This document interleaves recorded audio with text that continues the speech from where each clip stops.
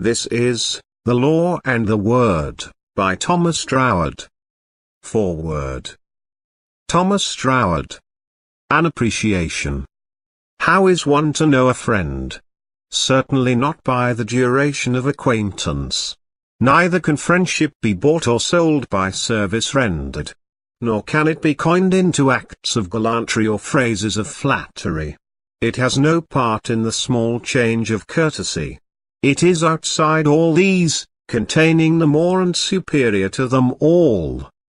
To some is given the great privilege of a day set apart to mark the arrival of a total stranger panoplied with all the insignia of friendship. He comes unannounced. He bears no letter of introduction. No mutual friend can vouch for him.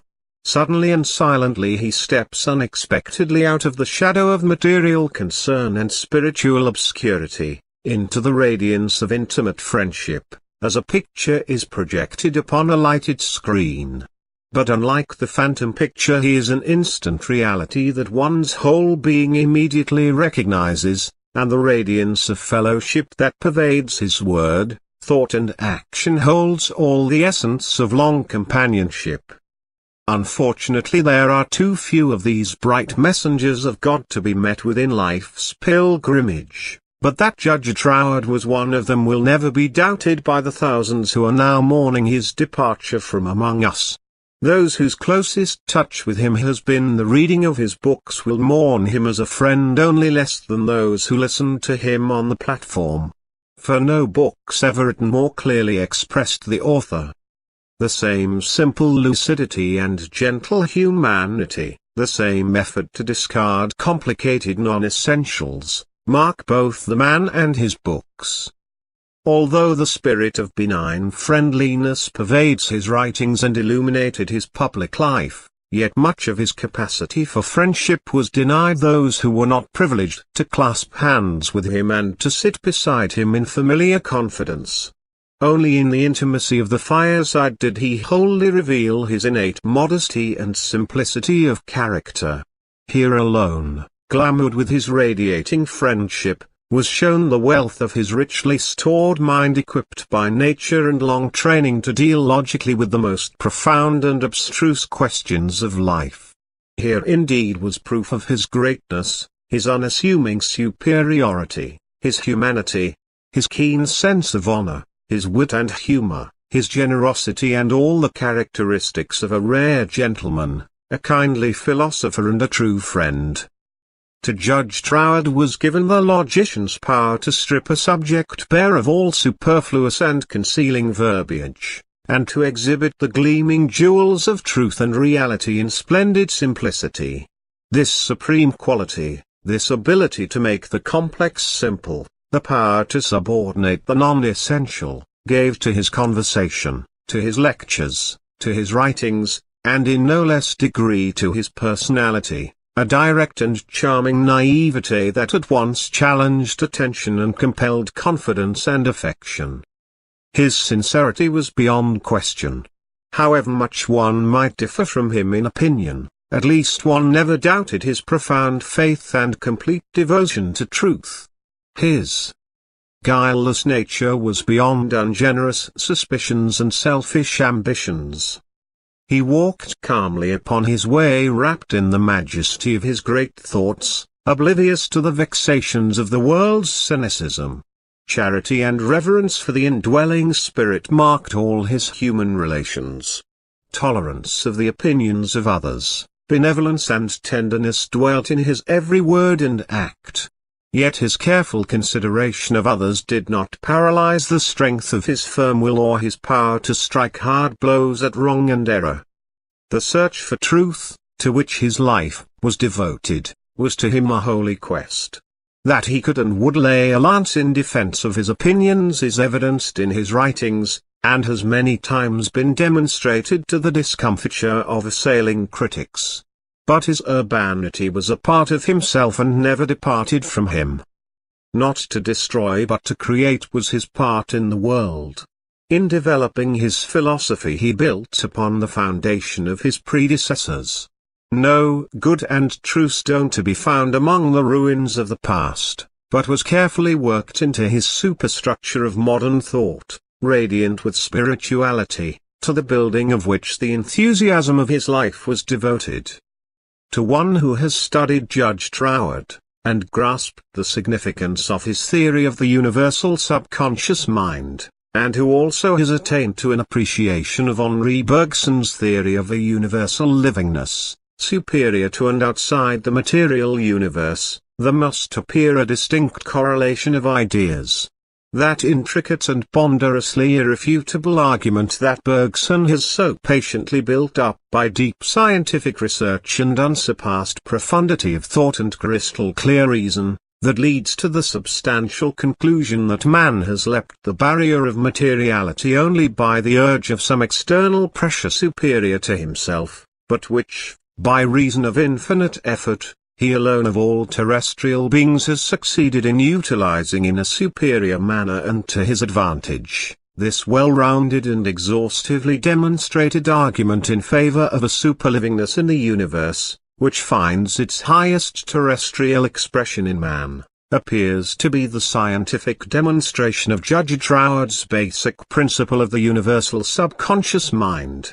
This universal and infinite God consciousness which Judge Troward postulates as man's subconsciousness, and from which man was created and is maintained, and of which all physical, mental and spiritual manifestation is a form of expression, appears to be a corollary of Bergson's demonstrated universal livingness. What Bergson has so brilliantly proven by patient and exhaustive processes of science, Judge Troward arrived at by intuition, and postulated as the basis of his argument, which he proceeded to develop by deductive reasoning. The writer was struck by the apparent parallelism of these two distinctly dissimilar philosophies, and mentioned the discovery to Judge Troward, who naturally expressed a wish to read Bergson, with whose writings he was wholly unacquainted. Alone of Bergson's creative evolution produced no comment for several weeks, when it was returned with the characteristic remark, "I've tried my best to get hold of him, but I don't know what he is talking about." I mention the remark as being characteristic only because it indicates his extreme modesty and disregard of exhaustive scientific research. The Bergson method of scientific expression was unintelligible to his mind, trained to intuitive reasoning. The very elaborateness and microscopic detail that makes Bergson great is opposed to Judge Troward's method of simplicity. He cared not for complexities, and the intricate minutiae of the process of creation, but was only concerned with its motive power, the spiritual principles upon which it was organized and upon which it proceeds. Although the conservator of truth of every form and degree wherever found, Judge Troward was a ruthless destroyer of sham and pretense. To those submissive minds that placidly accept everything indiscriminately, and also those who prefer to follow along paths of well-beaten opinion, because the beaten path is popular, to all such he would perhaps appear to be an irreverent iconoclast seeking to uproot long-accepted dogma and to overturn existing faiths. Such an opinion of Judge Troward's work could not prevail with anyone who has studied his teachings. His reverence for the fundamental truths of religious faith was profound, and every student of his writings will testify to the great constructive value of his work. He builded upon an ancient foundation a new and nobler structure of human destiny, solid in its simplicity and beautiful in its innate grandeur. But to the wide circle of Judge Troward's friends he will best and most gloriously be remembered as a teacher. In his magic mind the unfathomable revealed its depths and the illimitable its boundaries. Metaphysics took on the simplicity of the ponderable, and man himself occupied a new and more dignified place in the cosmos. Not only did he perceive clearly, but he also possessed that quality of mind even more rare than deep and clear perception, that clarity of expression and exposition that can carry another and less informed mind along with it, on the current of its understanding, to a logical and comprehended conclusion. In his books, his lectures and his personality, he was always ready to take the student by the hand, and in perfect simplicity and friendliness to walk and talk with him about the deeper mysteries of life, the life that includes death, and to shed the brilliant light of his wisdom upon the obscure and difficult problems that torment sincere but rebellious minds. His artistic nature found expression in brush and canvas, and his great love for the sea is reflected in many beautiful marine sketches. But if painting was his recreation, his work was the pursuit of truth wherever to be found, and in whatever disguise. His life has enriched and enlarged the lives of many, and all those who knew him will understand that in helping others he was accomplishing exactly what he most desired. Knowledge, to him, was worth only what it yielded in uplifting humanity to a higher spiritual appreciation, and to a deeper understanding of God's purpose and man's destiny. A man, indeed. He strove not for a place, nor rest, nor rule. He daily walked with God. His willing feet with service swift were shod. An eager soul to serve the human race. Illume the mind, and fill the heart with grace. Hope blooms afresh where'er those feet have trod. Paul Derrick. Chapter 1. Some Facts in Nature. If I were asked what, in my opinion, distinguishes the thought of the present day from that of a previous generation, I should feel inclined to say, it is the fact that people are beginning to realize that thought is a power in itself, one of the great forces of the universe, and ultimately the greatest of forces, directing all the others. This idea seems to be, as the French say, in the air. And this very well expresses the state of the case. The idea is rapidly spreading through many countries and through all classes, but it is still very much in the air. It is to a great extent as yet only in a gaseous condition, vague and nebulous, and to not leading to the practical results, both individual and collective, which might be expected of it, if it were consolidated into a more workable form. We are like some amateurs who want to paint finished pictures before they have studied the elements of art, and when they see an artist do without difficulty what they vainly attempt, they look upon him as a being specially favored by Providence, instead of putting it down to their own want of knowledge. The idea is true. Thought is the great power of the universe. But to make it practically available we must know something of the principles by which it works, that it is not a mere vaporous indefinable influence floating around and subject to no known laws, but that on the contrary, it follows laws as uncompromising as those of mathematics, while at the same time allowing unlimited freedom to the individual. Now the purpose of the following pages is to suggest to the reader the lines on which to find his way out of this nebulous sort of thought into something more solid and reliable. I do not profess, like a certain Negro preacher, to unscrew the inscrutable, for we can never reach a point where we shall not find the inscrutable still ahead of us, but if I indicate the use of a screwdriver instead of a hatchet, and that the screws should be turned from left to right, instead of from right to left, it may enable us to unscrew some things which would otherwise remain screwed down tight. We are all beginners, and indeed the hopefulness of life is in realizing that there are such vistas of unending possibilities before us, that however far we may advance, we shall always be on the threshold of something greater. We must be like Peter Pan, the boy who never grew up. Heaven defend me from ever feeling quite grown up, for then I should come to a standstill. So the reader must take what I have to say simply as the talk of one boy to another in the great school, and not expect too much. The first question then is, where to begin?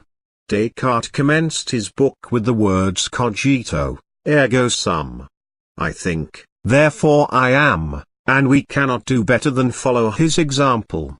There are two things about which we cannot have any doubt: our own existence, and that of the world around us. But what is it in us that is aware of these two things, that hopes and fears and plans regarding them? certainly not our flesh and bones. A man whose leg has been amputated is able to think just the same.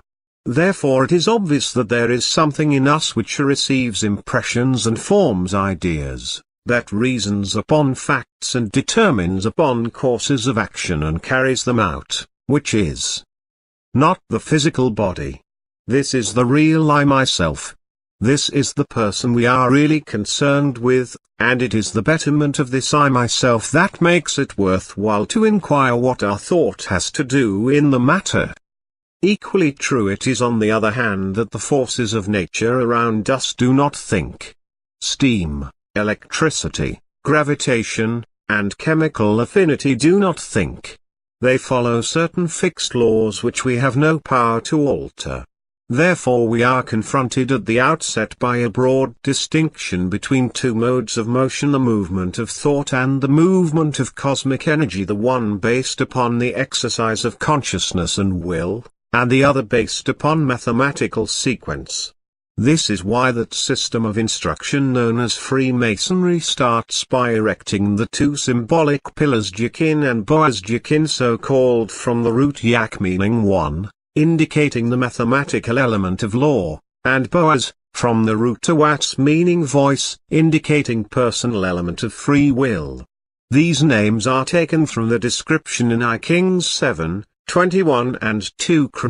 3:17 of the building of Solomon's temple, where these two pillars stood before the entrance, the meaning being that the temple of truth can only be entered by passing between them, that is, by giving each of these factors their due relation to the other, and by realizing that they are the two pillars of the universe, and that no real progress can be made except by finding the true balance between them. Law and personality, these are the two great principles with which we have to deal, and the problem is to square the one with the other. Let me start, then, by considering some well-established facts in the physical world which show how the known law acts under certain known conditions, and this will lead us on in an intelligible manner to see how the same law is likely to work under as yet unknown conditions.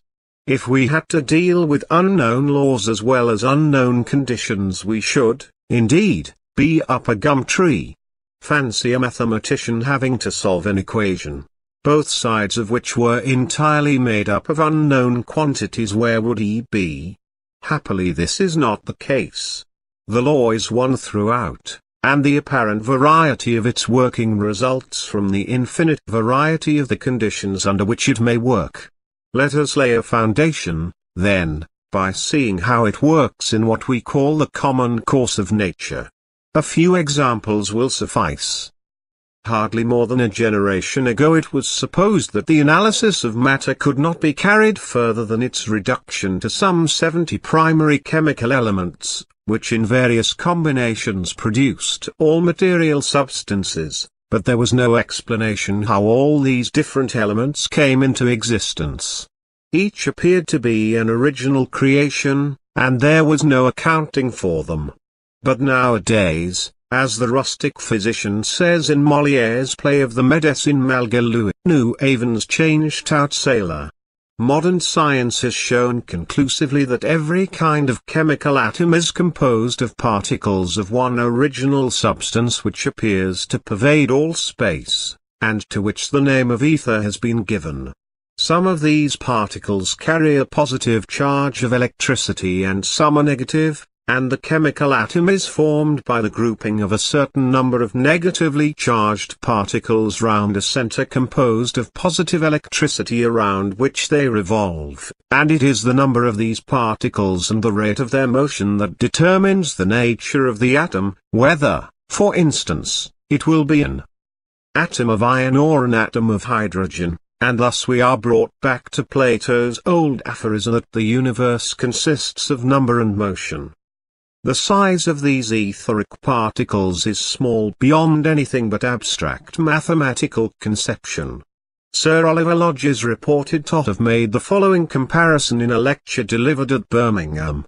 The chemical atom, he said, is as small in comparison to a drop of water as a cricket ball is compared to the globe of the earth, and yet this atom is as large in comparison to one of its constituent particles as Birmingham Town Hall is to a pin's head.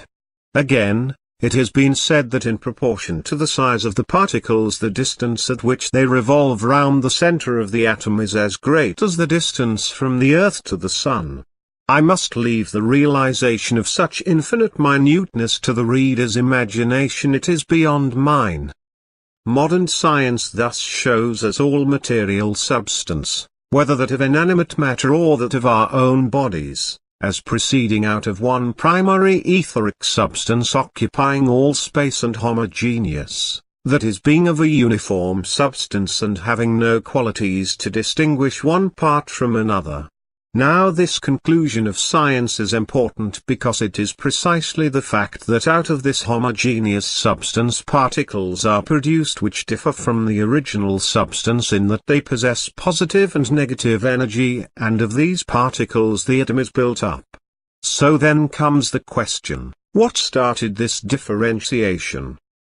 The electronic theory which I have just mentioned takes us as far as a universal homogeneous ether as the source from which all matter is evolved, but it does not account for how motion originated in it, but perhaps another closely allied scientific theory will help us.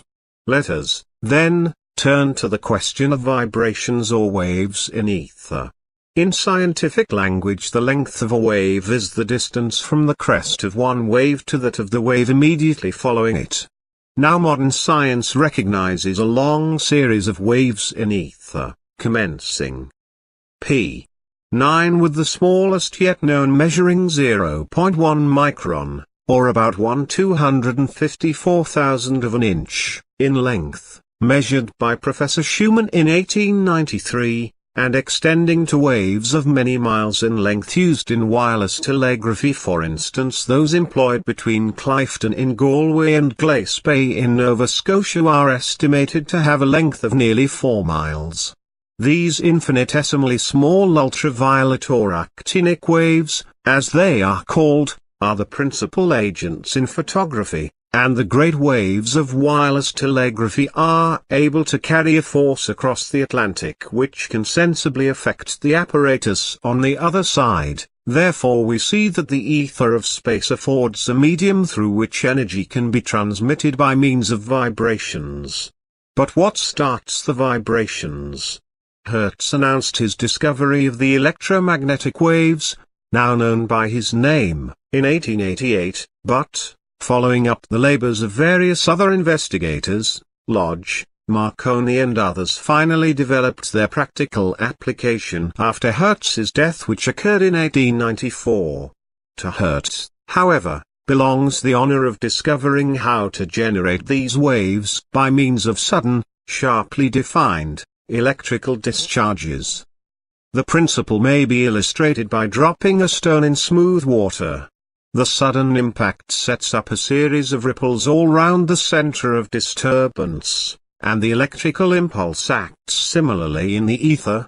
Indeed, the fact that the waves flow in all directions from the central impulse is one of the difficulties of wireless telegraphy, because the message may be picked up in any direction by a receiver tuned to the same rate of vibration. And the interest for us consists in the hypothesis that thought waves act in an analogous manner.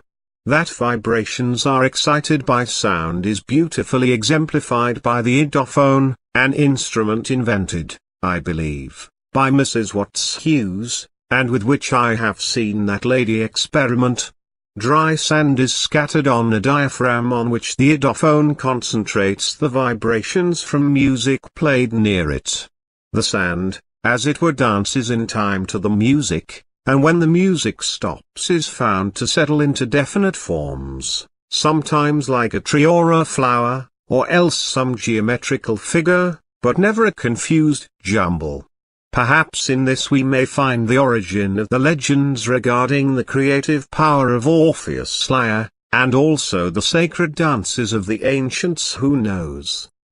Perhaps some critical reader may object that sound travels by means of atmospheric and not etheric waves, but is he prepared to say that it cannot produce etheric waves also?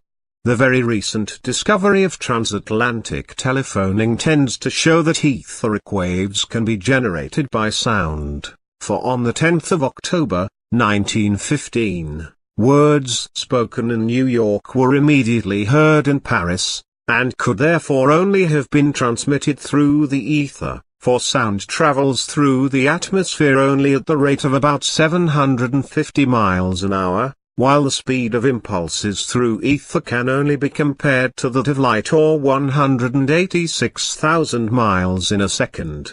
It is therefore a fair inference that etheric vibrations can be inaugurated by sound. Perhaps the reader may feel inclined to say with the Irishman that all this is as dry as ditch water, but he will see before long that it has a good deal to do with ourselves. For the present, what I want him to realize by a few examples is the mathematical accuracy of law. The value of these examples lies in their illustration of the fact that the law can always be trusted to lead us on to further knowledge. We see it working under known conditions, and relying on its unchangeableness, we can then logically infer what it will do under other hypothetical conditions, and in this way many important discoveries have been made. For instance, it was in this way that Mendeleev, the Russian chemist, assumed the existence of three then unknown chemical elements, now called scandium, gallium and germanium.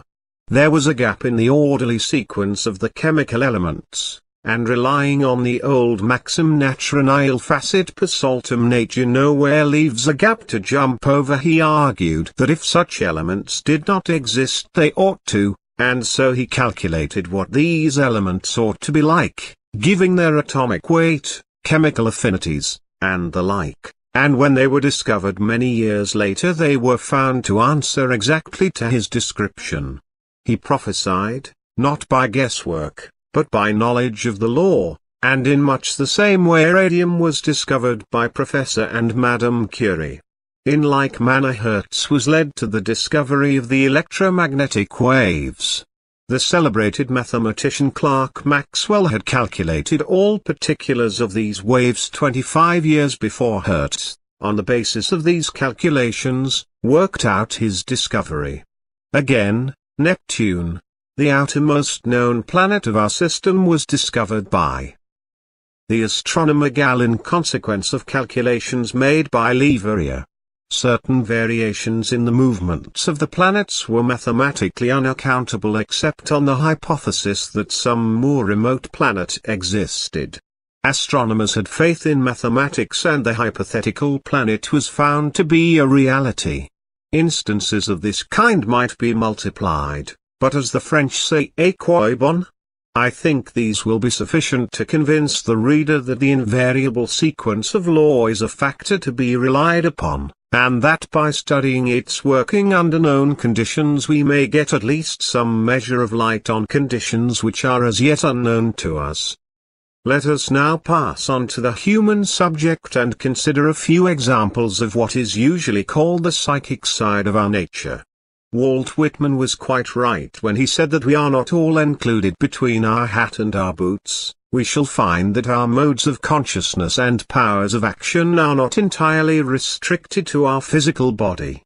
The importance of this line of inquiry lies in the fact that if we do possess extra physical powers, these also form part of our personality and must be included in our estimate of our relation to our environment, and it is therefore worth our while to consider them.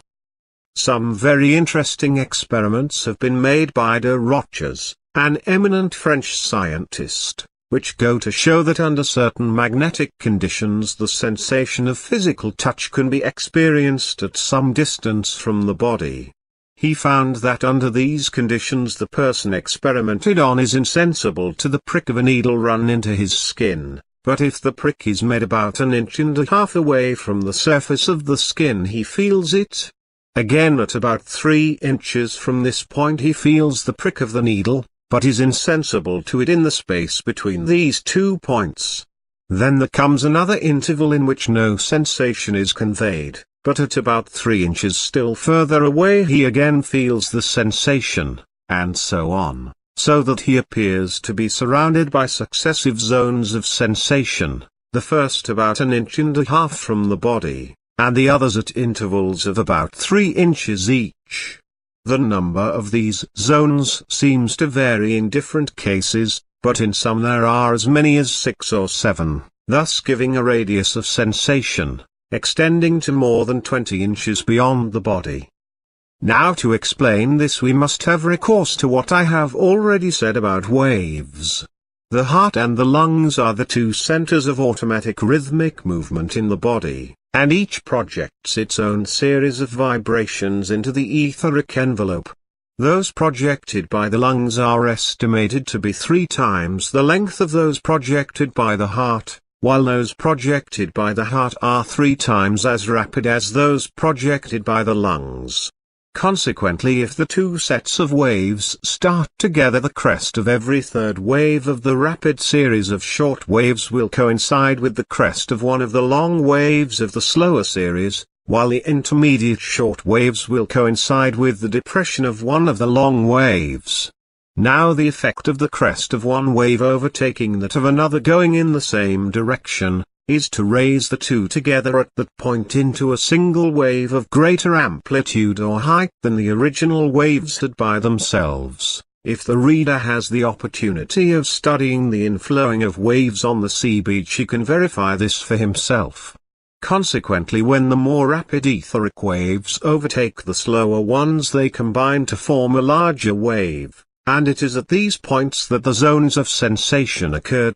If the reader will draw a diagram of two waved lines traveling along the same horizontal line and so proportioned that the crest of each of the large waves coincides with the crest of every third wave of the small ones, he will see what I mean, and if he then recollects that the fall in the larger waves neutralizes the rise in the smaller ones, and that because this double series starts from the interior of the body, the surface of the body comes just at one of these neutralized points, he will see why sensation is neutralized there, and he will also see why the succeeding zones of sensation are double the distance from each other that the first one is from the surface of the body. It is simply because the surface of the body cuts the first long wave exactly in the middle, and therefore only half that wave occurs outside the body.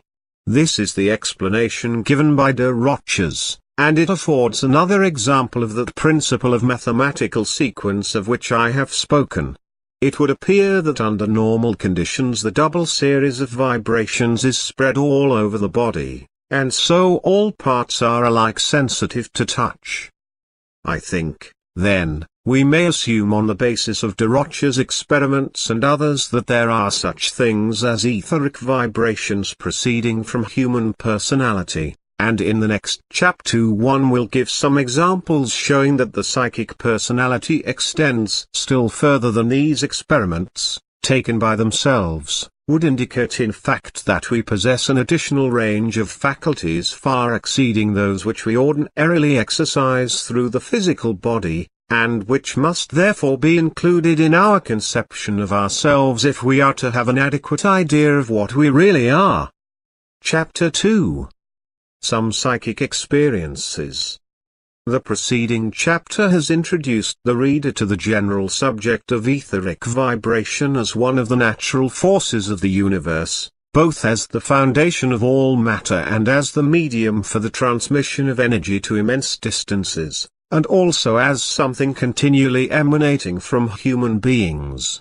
In the present chapter one shall consider it more particularly in this last aspect, which, as included in our own personality, very immediately concerns ourselves. I will commence with an instance of the practical application of this fact. Some years ago I was lunching at the house of lady in company of a well-known mental healer whom I will call Mr. Y, and a well-known London physician whom I will call Dr. W. Mr. Y mentioned the case of a lady whose leg had been amputated above the knee some years previously to her coming under his care, yet she frequently felt pains in their amputated knee and lower part of the left leg and foot. Dr. W. said this was to be attributed to the nerves which convey to the brain the sensation of the extremities, much as a telegraph line might be tapped in the middle, and Mr. Y agreed that this was perfectly true on the purely physical side. But he went on to say, that accidentally putting his hand where the amputated foot should have been, he felt it there. Then it occurred to him that since there was no material foot to be touched, it must be through the medium of his own psychic body that the sensation of touch was conveyed to him, and accordingly he asked the lady to imagine that she was making various movements with the amputated limb, all of which he felt, and was able to tell her what each movement was, which she said he did correctly. Then, to carry the experiment further, he reversed the process and with his hand moved the invisible leg and foot in various ways, all of which the lady felt and described. He then determined to treat the invisible leg as though it were a real one, and joined up the circuit by taking her left foot in his right hand and her right foot, the amputated one, in his left, with the result that she immediately felt relief, and after successive treatments in this way was entirely cured. A well-authenticated case like this opens up a good many interesting questions regarding the psychic body, but the most important point appears to me to be that we are able to experience sensation by means of it. In this case, however, and those mentioned in the preceding chapter, the physical body was actually present, and if we stopped at this point, we might question whether its presence was not a sine qua non for the action of the etheric vibrations. I will therefore pass on to a class of examples which show that very curious phenomena can take place without the physical body being on the spot. There are numerous well-verified cases of the kind to be found in the records of the Society for Psychical Research and in other books by trustworthy writers. But it may perhaps interest the present reader to hear one or two instances of my personal experience which, though they may not be so striking as some of those recorded by others, still point in the same direction. My first introduction to Scotland was when I delivered the course of lectures in Edinburgh which led to the publication of my first book, the Edinburgh Lectures on Mental Science. The following years I gave a second course of lectures in Edinburgh, but the friends who had kindly entertained me on the former occasion had in the meanwhile gone to live elsewhere. However, a certain Mr. S, whose acquaintance I had made on my previous visit, invited me to stay with him for a day or two while I could look round for other accommodation, though, as it turned out, I remained at his house during the whole month I was in Edinburgh. I had, however, never seen his house, which was on the opposite side of the town to where I had stayed before. I arrived there on a Tuesday, and Mr. S and his family at once met me with the question, "What were you thinking of at 10 o'clock on Sunday evening?" I could not immediately recall this, and also wanted to know the reason of their question. "We have something curious to tell you," they replied. "But first try to remember what you were thinking of at 10 o'clock on Sunday evening. Were you thinking about us?" Then I recollected that about that time I was saying my usual prayers before going to bed and had asked that, if I could stay only a day or two with Mr. S, I should be directed to a suitable place for the remainder of the time.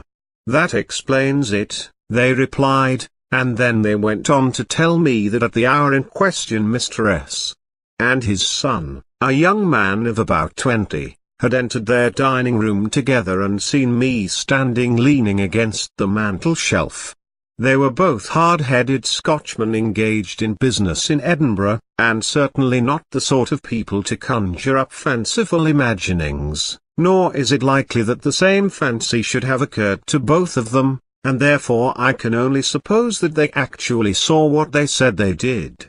Now I myself was in London at the time of this appearance in Edinburgh, of which I had no consciousness whatever. At the same time the fact of my being seen in Edinburgh exactly at the time when my thought, in prayer, was centred upon Mr. S.'s house, which I had not then seen, is a coincidence suggesting that in some way my thought had made itself visible there in the image of my external personality. In this case, as I have said, I was not conscious of my psychic visit to Edinburgh, but I will now relate a converse instance, which occurred in connection with my first visit there. At that time I had never been in Scotland, and so far as I knew, was never likely to go there. I was wide awake, writing in my study at Norwood, where I then lived, when I suddenly found myself in a place totally unknown to me, where stood the ruins of an ancient abbey, part of which, however, was still roofed over and used as a place of worship. I felt much interested, and among other things I noted a Latin inscription on a tablet in one of the walls. There seemed to be an invisible guide showing me over the place, who then pointed out a long low house opposite the abbey, and said, "This is the house of the clergyman of the abbey," and I was then taken inside the house and shown a number of antique-looking rooms. Then I came to myself, and found I was sitting at my writing table in Norwood. I had, however, a clear recollection of the place I had seen, but no idea where it was, or indeed whether any such place really existed. I also remembered a portion of the Latin inscription, which I at once wrote down in a notebook, as my curiosity was aroused. As I have said, I had no reason at that time to suppose I should ever go to Scotland, but some weeks later I was invited to lecture in Edinburgh. Another visitor in the house where I was a guest there, was the wife of the County Court Judge of Cumberland, and I showed her and a hostess the part of the Latin inscription I had retained, and suggested that perhaps it might exist somewhere in Edinburgh. However, nothing answering to what I had seen was to be found, so we relegated the whole thing to the region of unaccountable fancies, and thought no more about it. The judge's wife took her departure before me, and kindly invited me to spend a few days at their residence near Carlisle on my return journey, which I did. One day she drove me out to see Lanecost Abbey, one of the show places of the neighbourhood, and walking round the building I found in one of the walls the Latin inscription in question. I called Mrs. Dash, who was a little way off, and said, "Look at this inscription." She at once replied, "Why, that is the very inscription we were all puzzling over in Edinburgh." It turned out to be an inscription in memory of the founder of the abbey, dating from somewhere in the 1100s. The whole place answered exactly to what I had seen, and the long low parsonage was there also. "I should have liked you to see it inside," said Mrs. Dash, "but I have never met the vicar, though I know his mother-in-law, so we must give it up." We were just entering our carriage when the garden gate opened, and who should come out but the mother-in-law. "Oh, Mrs. Dash," she said, addressing the judge's wife, "I am here on a visit and you must come in and take tea." So we went in and were shown over the house, much as I had been in my vision, and some portions were so old that, among other rooms, we were shown the one occupied by King Edward I on his march against Scotland in the year 1296, when the Scottish regalia was captured, and the celebrated crowning stone was brought to England and placed in Westminster Abbey, where it has ever since remained, a stone having an occult relation to the history of the British and American peoples of the highest interest to both. But as there is already an extensive literature on this subject, I will not enter upon it here. I will now relate another curious experience. We had only recently taken up our residence at Norwood, when one day I was seated in the dining room, but suddenly found myself in the hall, and saw two ladies going up the stairs. They passed close to me, and turning round the landing at the top of the stairs passed out of sight in a perfectly natural manner. They looked as solid as anyone I have ever seen in my life. One of them was a stout lady with a rather florid complexion, apparently between 45 and 50, wearing a silk blouse with thin purple and white stripes. Leaning on her arm was a slightly built old lady with white ringlets, dressed all in black and wearing a lace mantilla. I noticed their appearance particularly. The next moment I found I was really sitting in the dining room, and that the ladies I had seen were nothing but visionary figures. I wondered what it could mean, but as we had only recently taken the house, thought it better not to mention it to any of my family, for fear of causing them alarm. But a few days later I mentioned it to a Mrs. F., who I knew had had some experience in such matters, and she said, "You have seen either someone who has lived in the house or who is going to live there." Then the matter dropped. About a month later my wife arranged by correspondence for a certain Miss B. to come as governess to our children. When she arrived there was no mistaking her identity. She was the stout lady I had seen, and the next morning she came down to breakfast dressed in the identical blouse with purple and white stripes. There was no mistaking her, but I was puzzled as to who the other figure could be whom I had seen along with her. I resolved, however, to say nothing about the matter until we became better acquainted, lest she should think that my mind was not quite balanced. I therefore held my peace for 6 months, at the end of which time I concluded that we knew enough of each other to allow one another credit for being fairly level-headed. Then I thought, now if I tell her what I saw she may perhaps be acted upon by suggestion and imagine resemblance between the unknown figure and some acquaintance of hers, so I will not begin by telling her of the vision, but will first ask if she knows anyone answering to the description, and give her the reason afterwards. I therefore took a suitable opportunity of asking her if she knew any such person, describing the figure to her as accurately as I could. Her look of surprise grew as I went on, and when I had finished she explained with astonishment, "Why, Mr. Troward, where could you have seen my mother? She is an invalid, and I am certain you have never seen her, and yet you have described her most accurately." Then I told her what I had seen. She asked what I thought was the explanation of the appearance, and the only explanation I could give was, that I supposed she was on the lookout for a post and paid us a preliminary visit to see whether ours would suit her, and that, being naturally interested in her welfare, her mother had accompanied her. Perhaps you will say, what came of it? Well, nothing came of it, nor did anything come of my psychic visits to Edinburgh and Lanercost Abbey. Such occurrences seem to be simple facts in nature which, though on some occasions connected with premonitions of more or less importance, are by no means necessarily so.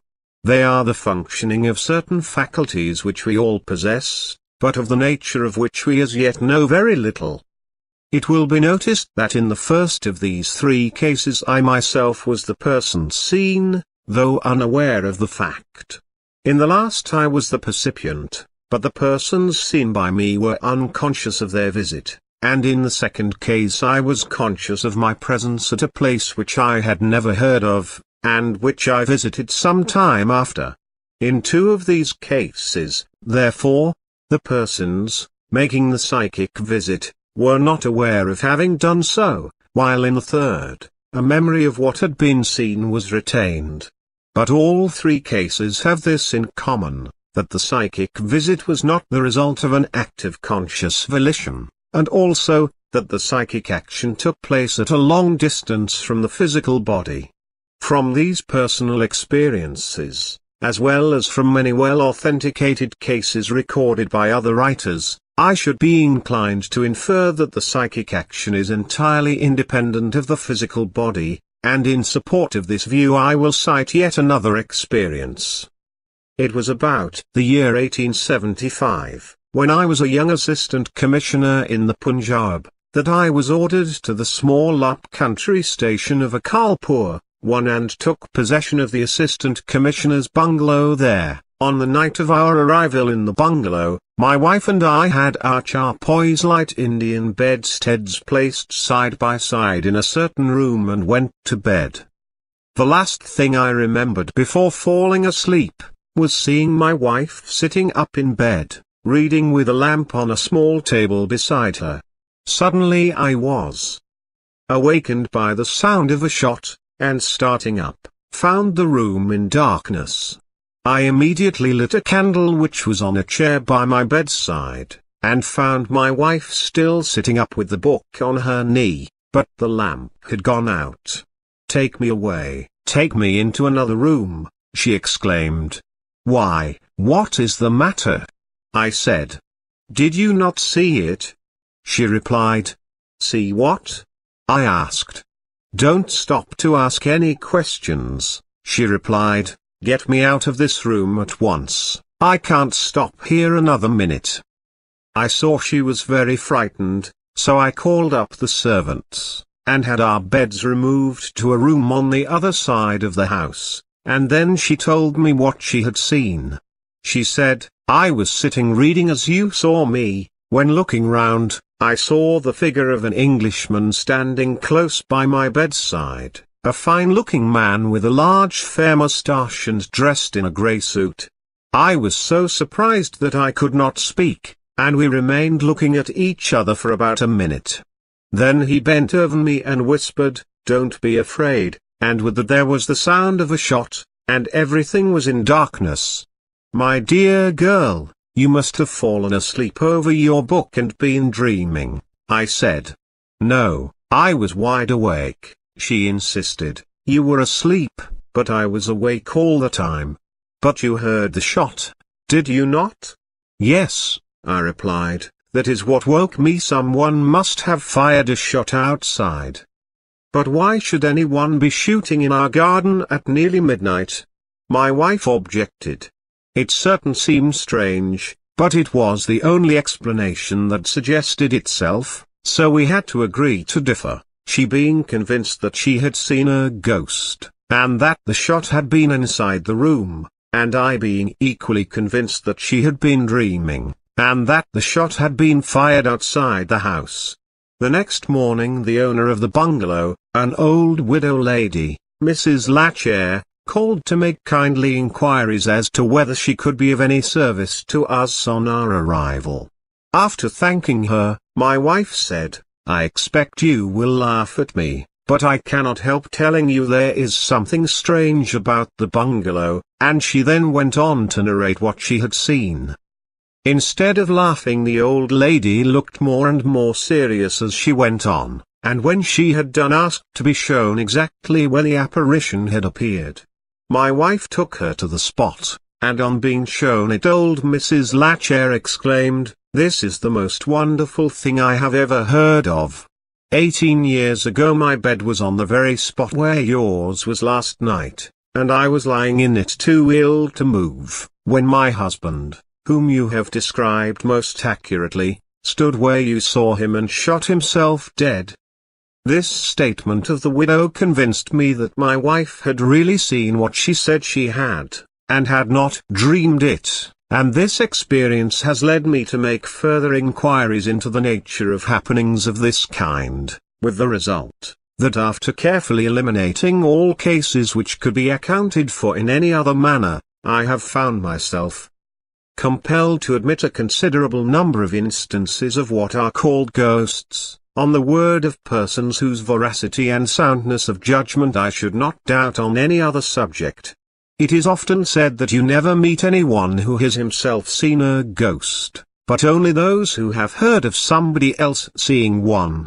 This I can entirely contradict, for I have met with many trustworthy persons of both sexes, who had given me accounts of such appearances having been actually witnessed by themselves. In conclusion, I may mention that I was telling this story some 20 years later to a Colonel Fox, who had known the unfortunate man who committed suicide, and he said to me, "Do you know what were the last words he said to his wife?" "No," I replied. "The very same words he spoke to your wife," said Colonel Fox. This is the story I refer to in my book Bible Mystery and Bible Meaning as that of the ghost that I did not see.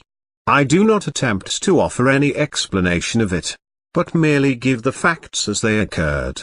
and the reader must form his own theory on the subject, but the reason I bring in this story in the present connection is, that in this instance there could be no question of the physical body contributing to the psychic phenomenon, since the person seen had been dead for nearly 20 years, and coupling this fact with the distance from the physical body at which the psychic action took place in the other cases I mentioned, I think there is a very strong presumption that the psychic powers can, and do, act independently of the physical body, though of course it does not follow from this that they cannot also act in conjunction with it.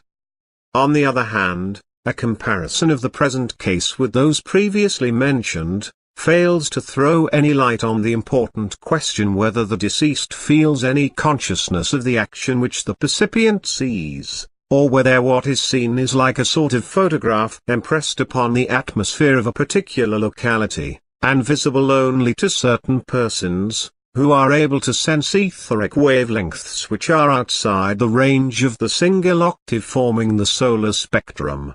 It throws no light on this question, because, in the case of my being seen by Mr. S.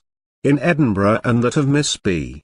and her mother being seen by me at Norwood, none of us were conscious of having been at those places, while in the case of my psychic visit to Lanecost Abbey, and other similar experiences I have had, I have been fully aware of seeing the places in question.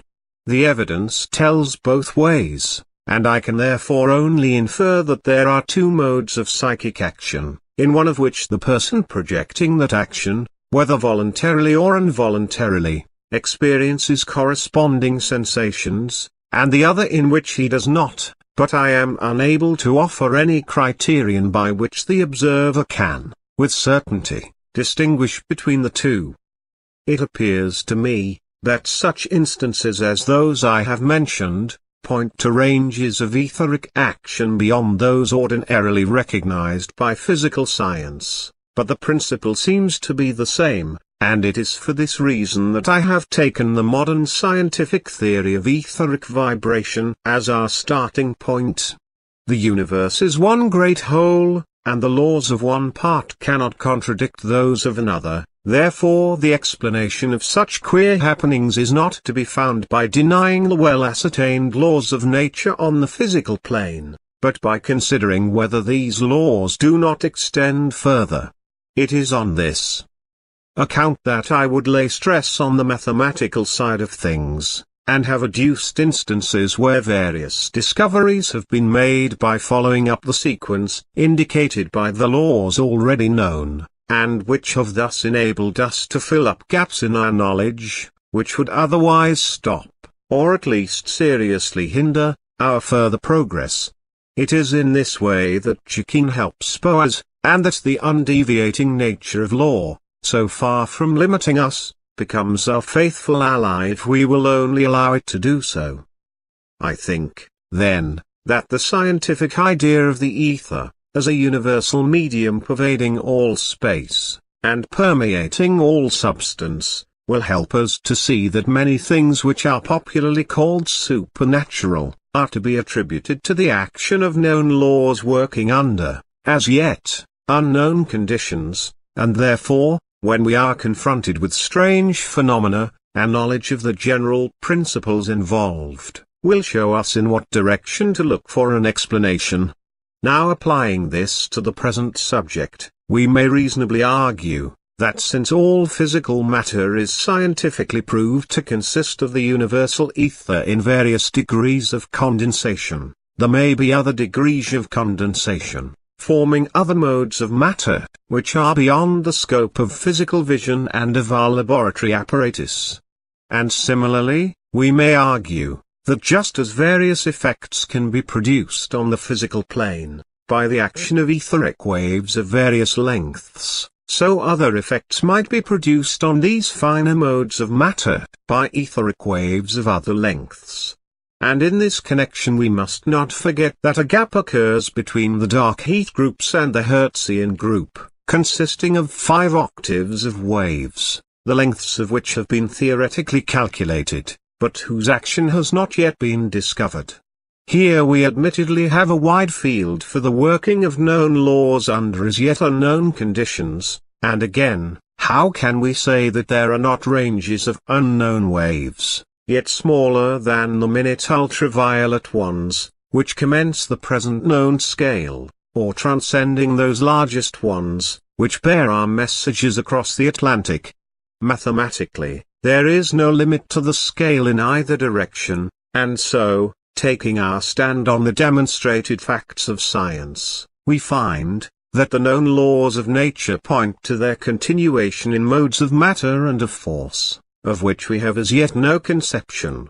It is therefore not at all necessary to spurn the ground of established science to spread the wings of our fancy, rather it affords us the requisite basis from which to start. Just as the aeronaut cannot rise without a solid surface from which to spring. Now if we realize that the ether is an infinitely subtle fluid, pervading all space, we see that it must constitute a connecting link between all modes of substance, whether visible or invisible, in all worlds, and may therefore be called the universal medium. And following up our conception of the continuity of law, we may suppose that trains of waves, inconceivably smaller or greater than any known to modern science, are set up in this medium, in the same way as the electromagnetic waves with which we are acquainted, that is, by an impulse which generates them from some particular point. In the region of finer forces we are now prospecting, this impulse might well be the desire or will of the spiritual entity which we ourselves are, that thinking, feeling, inmost essence of ourself, which is the noumenon of our individuality, and which, for the sake of brevity we call our ego, a Latin word which simply means I myself. This idea of spiritual impulse is quite familiar to us in our everyday talk. We speak of an impulsive person, meaning one who acts on a sudden thought without giving due heed to consequences. So in our ordinary speech we look upon thought as the initial impulse, only we restrict this to the case of unregulated thought. But if unregulated thought acts as a center of impulse, why should not regulated thought do the same? Therefore we may accept the idea of thought as the initial impulse, which starts trains of waves in the universal medium, whether with or without due consideration. And having thus recognized its dynamic power, we must learn to make the impulsions we thus send forth intelligent, well defined, and directed to some useful purpose. The operator at some wireless station does not use his instruments to send out a lot of jumbled up waves into the ether, but controls the impulsions into a definite and intelligible order, and we must do the same. On some such lines as these, then, we may picture the desire of the ego as starting a train of waves in the universal medium, which are reproduced in corresponding form on reaching their destination. As with the electromagnetic waves, they may spread all round, just as ripples do if we throw a stone into a pond, but they will only take form where there is a correspondence able to receive them. This is what in the language of electrical engineers is called syntony, which means being tuned to the same rate of vibration, and no doubt it is from some such cause that we sometimes experience what seem inexplicable feelings of attraction or repulsion towards different persons. This also appears to furnish a key to thought transference, hypnotism, and other allied phenomena. If the reader questions whether thought is capable of generating impulses in the etheric medium, I would refer him to the experiment mentioned in Chapter 14 of my Edinburgh Lectures on Mental Science, where I describe how, when operating with Drive-Barajouk's biometer, I found that the needle revolved through a smaller or large arc of the circle, in response to my mental intention of concentrating a smaller or larger degree of force upon it. Perhaps you will say that the difference in the movement of the needle depended on the quantity of magnetism that was flowing from me, to say nothing of other known forces, such as heat, light, electricity, etc. Well, that is precisely the proposition I am putting forward. What caused the difference in the intensity of the magnetic flow was my intention of varying it, so that we come back to mental action as the center of impulsion from which the etheric waves were generated. If, then, such a demonstration can be obtained on the plane of purely physical matter, why need we doubt that the same law will work in the same way, in respect of those finer modes of substance, and wider ranges of etheric vibrations, which, starting from the basis of recognized physical science, the law of continuity would lead to by an orderly sequence, and which the occurrence of what, for want of a better name, we call occult phenomena require for their explanation. Before passing on to the more practical generalizations to be drawn from the suggestions contained in this chapter, I may advert to an objection sometimes brought by the skeptical in this matter. They say, how is it that apparitions are always seen in the dark? And then they answer their own question by saying, it is because superstitious people are nervous in the dark and imagine all sorts of things. Then they laugh and think they have disposed of the whole subject. But it is not disposed of quite so easily, for not only are there many well-attested cases of such appearances in broad daylight, but there are also scientific facts, showing that if we are right in explaining such happenings by etheric action, such action is more readily produced at night than in the presence of sunlight. In the early part of 1902 Marconi made some experiments on board the American liner Philadelphia, which brought out the remarkable fact that, while it was possible to transmit signals to a distance of 1,500 miles during the night, they could not be transmitted further than 700 miles during the day. The same was found to be the case by Lieutenant Solari of the Italian Navy, at whose disposal the ship Carlo Alberto was placed by the King of Italy in 1902, for the purpose of making investigations into wireless telegraphy, and summing up the points which he considered to have been fully established by his experiments on board that ship. He mentions among them the fact that sunlight has the effect of reducing the power of the electromagnetic waves, and that consequently a greater force is required to produce a given result by day than by night. Here, then, is a reason why we might expect to see more supernatural appearances, as we call them, at night than in the day. They require a smaller amount of force to produce them. At the same time, it is found that the great magnetic waves which cover immense distances, work even more powerfully in the light than in the dark. May it not be that these things show that there is more than a merely metaphorical use of words, when the Bible tells us of the power of light to dissipate, and bring to naught, the powers of darkness, while the light itself is the great power, using the forces of the universe on the widest scale. Perhaps it is none other than the continuity of unchanging universal principles extending into the mysterious realms of the spiritual world. Chapter 3. Man's place in the creative order.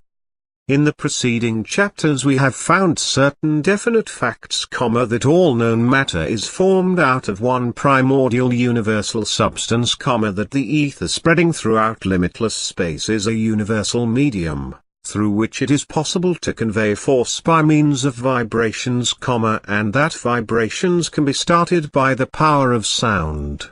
These we have found to be well-established facts of ordinary science, and taking them as our starting point, we may now begin to speculate as to the possible workings of the known laws under unknown conditions. One of the first things that naturally attract our attention is the question, how did life originate? On this point I may quote two leading men of science. Tyndall says, I affirm that no shred of trustworthy experimental testimony exists, to prove that life in our day has ever appeared independently of antecedent life, and Huxley says, the doctrine of biogenesis, or life only from life, is victorious along the whole line at the present time. Such is the testimony of modern science to the old maximum vivum ex vivo. All life proceeds from antecedent life. Think it out for yourself and you will see that it could not possibly be otherwise. Whatever may be our theory of the origin of life on the physical plane, whether we regard it as commencing in a vivified slime at the bottom of the sea, which we call protoplasm, or in any other way, the question of how life got there still remains unanswered. The protoplasm, being material substance, must have its origin, like all other material substances, in the undifferentiated etheric universal substance, no particle of which has any power of operating upon any other particle until some initial vibration starts the movement, so that, on any theory whatever, we are always brought back to the same question: what started the condensation of the ether into the beginnings of a world system? So whether we consider the life which characterizes organized matter, or the energy which characterizes inorganic matter, we cannot avoid the conclusion that both must have their source in some original power to which we can assign no antecedent. This is the conclusion which has been reached by all philosophic and religious systems that have really tried to get at the root of the matter, simply because it is impossible to form any other conception. This living power is what we mean when we speak of the all-originating spirit.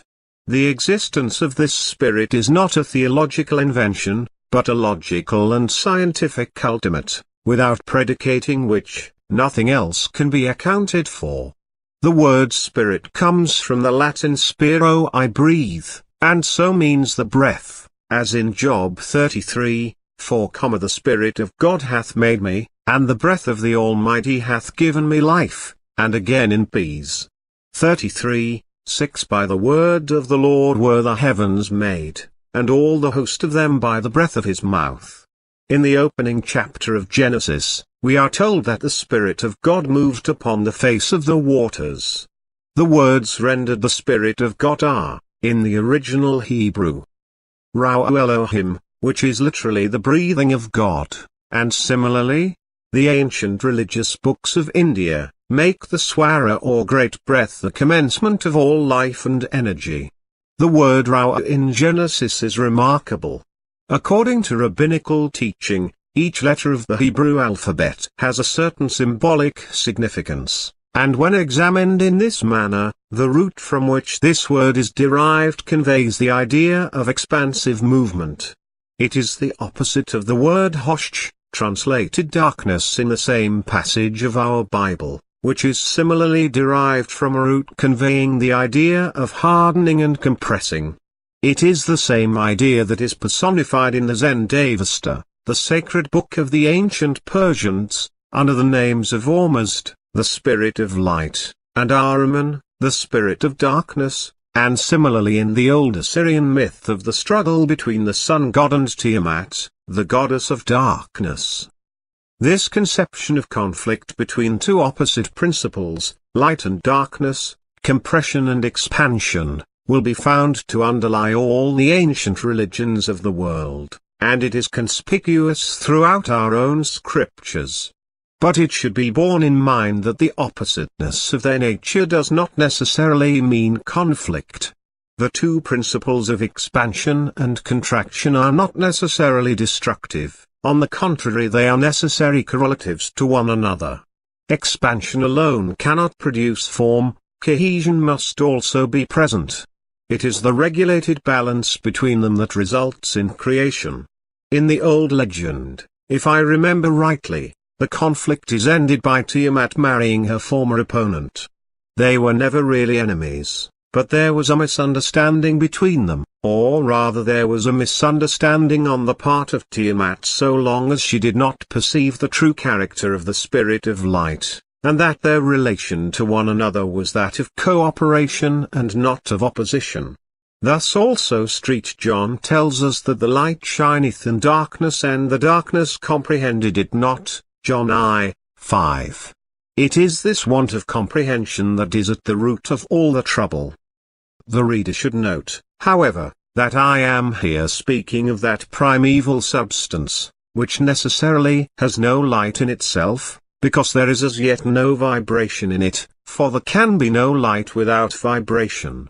We must not make the mistake of supposing that matter is evil in itself. It is our misconception of it that makes it the vehicle of evil, and we must distinguish between the darkness of matter and moral darkness, though there is a spiritual correspondence between them.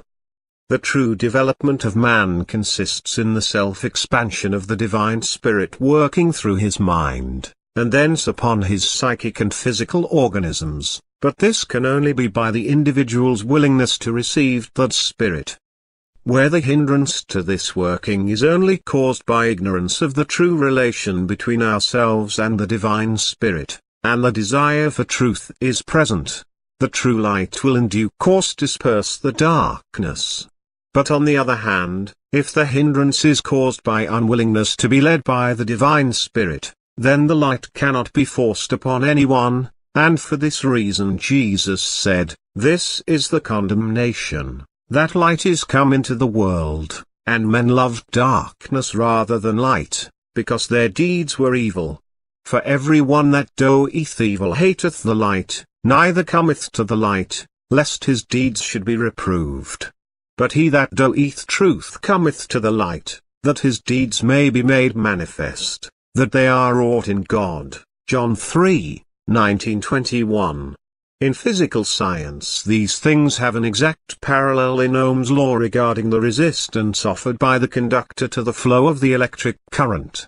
The correspondence is very remarkable and will be found more fully explained in a later chapter.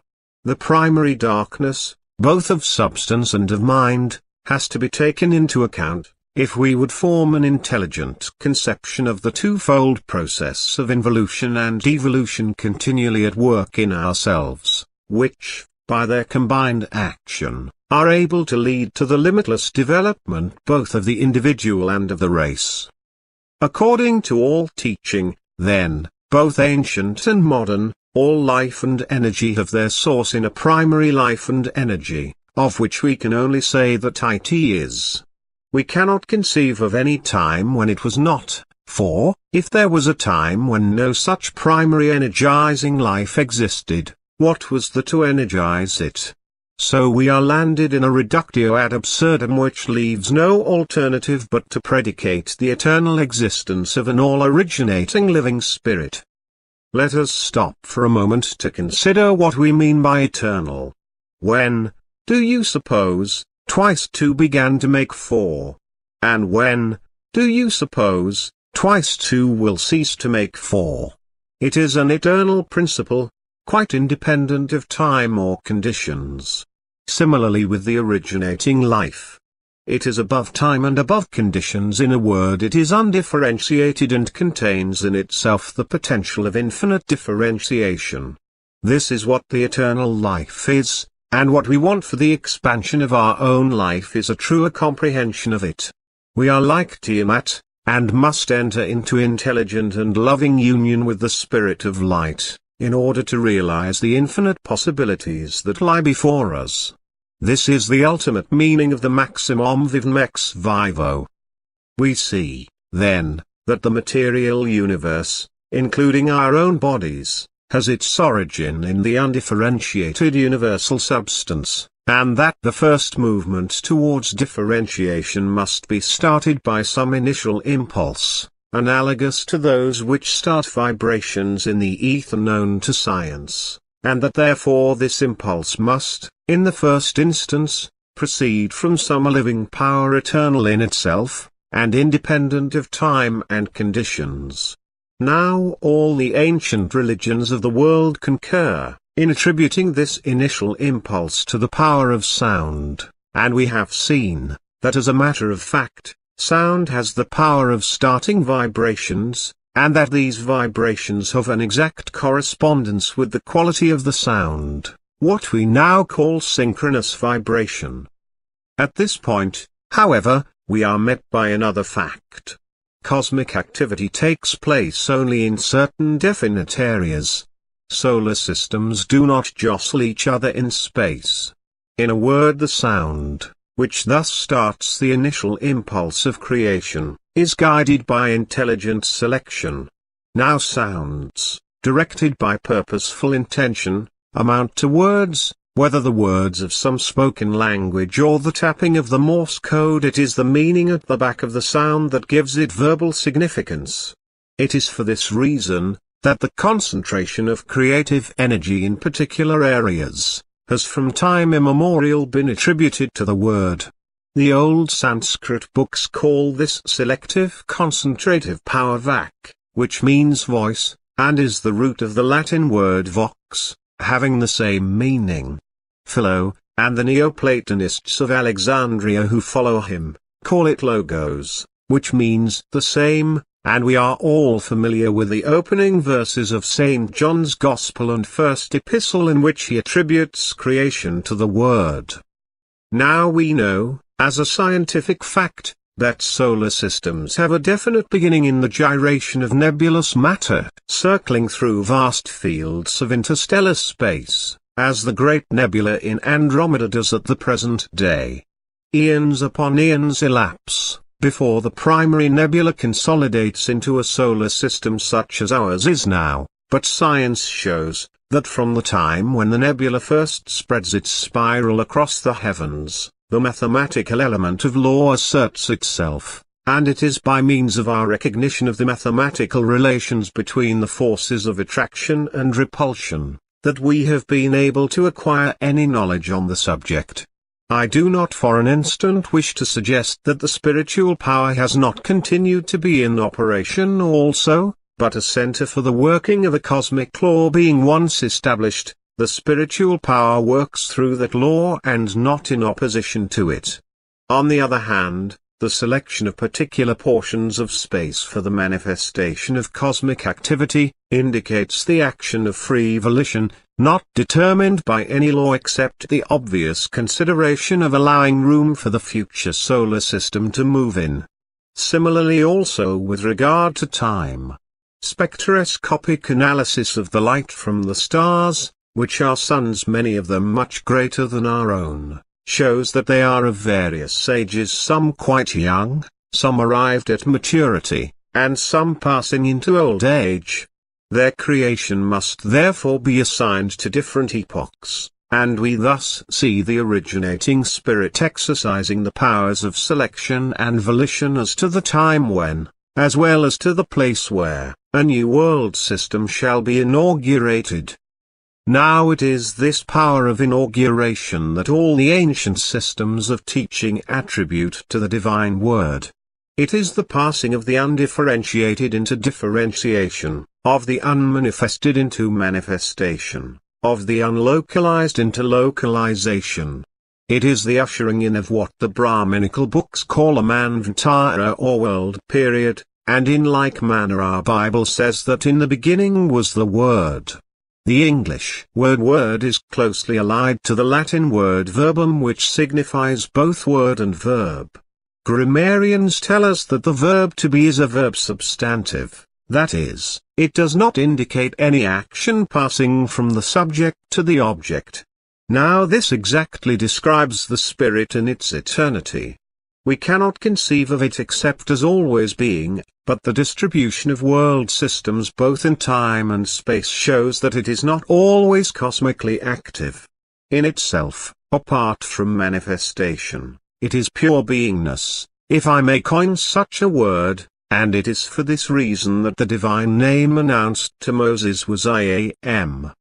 But the fact that creation exists, shows that from this substantive pure being there flows out a verb active, which reproduces in action, what the I Am is in essence. It is just the same with ourselves. We must first be before we can do, and we can do only to the extent to which we are. We cannot express powers which we do not possess, so that our doing necessarily coincides with the quality of our being. Therefore the divine verb reproduces the divine substantive by a natural sequence. It is generated by the divine I Am, and for this reason it is called the Son of God. So we see that the verb, the Word, and the Son of God, are all different expressions for the same power. Creative vibration in the universal substance can, therefore, only be conceived of, as being inaugurated by the word which localizes the activity of the Spirit in particular centers. This idea, of the localization of the Spirit through the Word, should be fully realized as the energizing principle on the scale of the macrocosm or great world. Because, as we shall find later on, the same principle acts in the same way on the scale of the microcosm or small world, which is the individual man. This is why these things have a personal interest for us, otherwise they would not be worth troubling about. But a mistake to be avoided at this point, is that of supposing that the Word is something which dictates to the Spirit when and where to operate.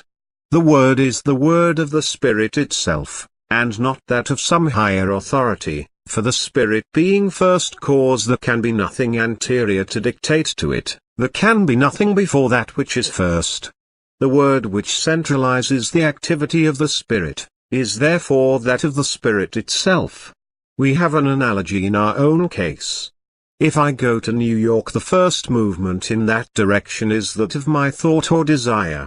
It is true that in my present state of evolution I have to follow the usual methods of travel, but so far as my thought is concerned, I have been there all the time.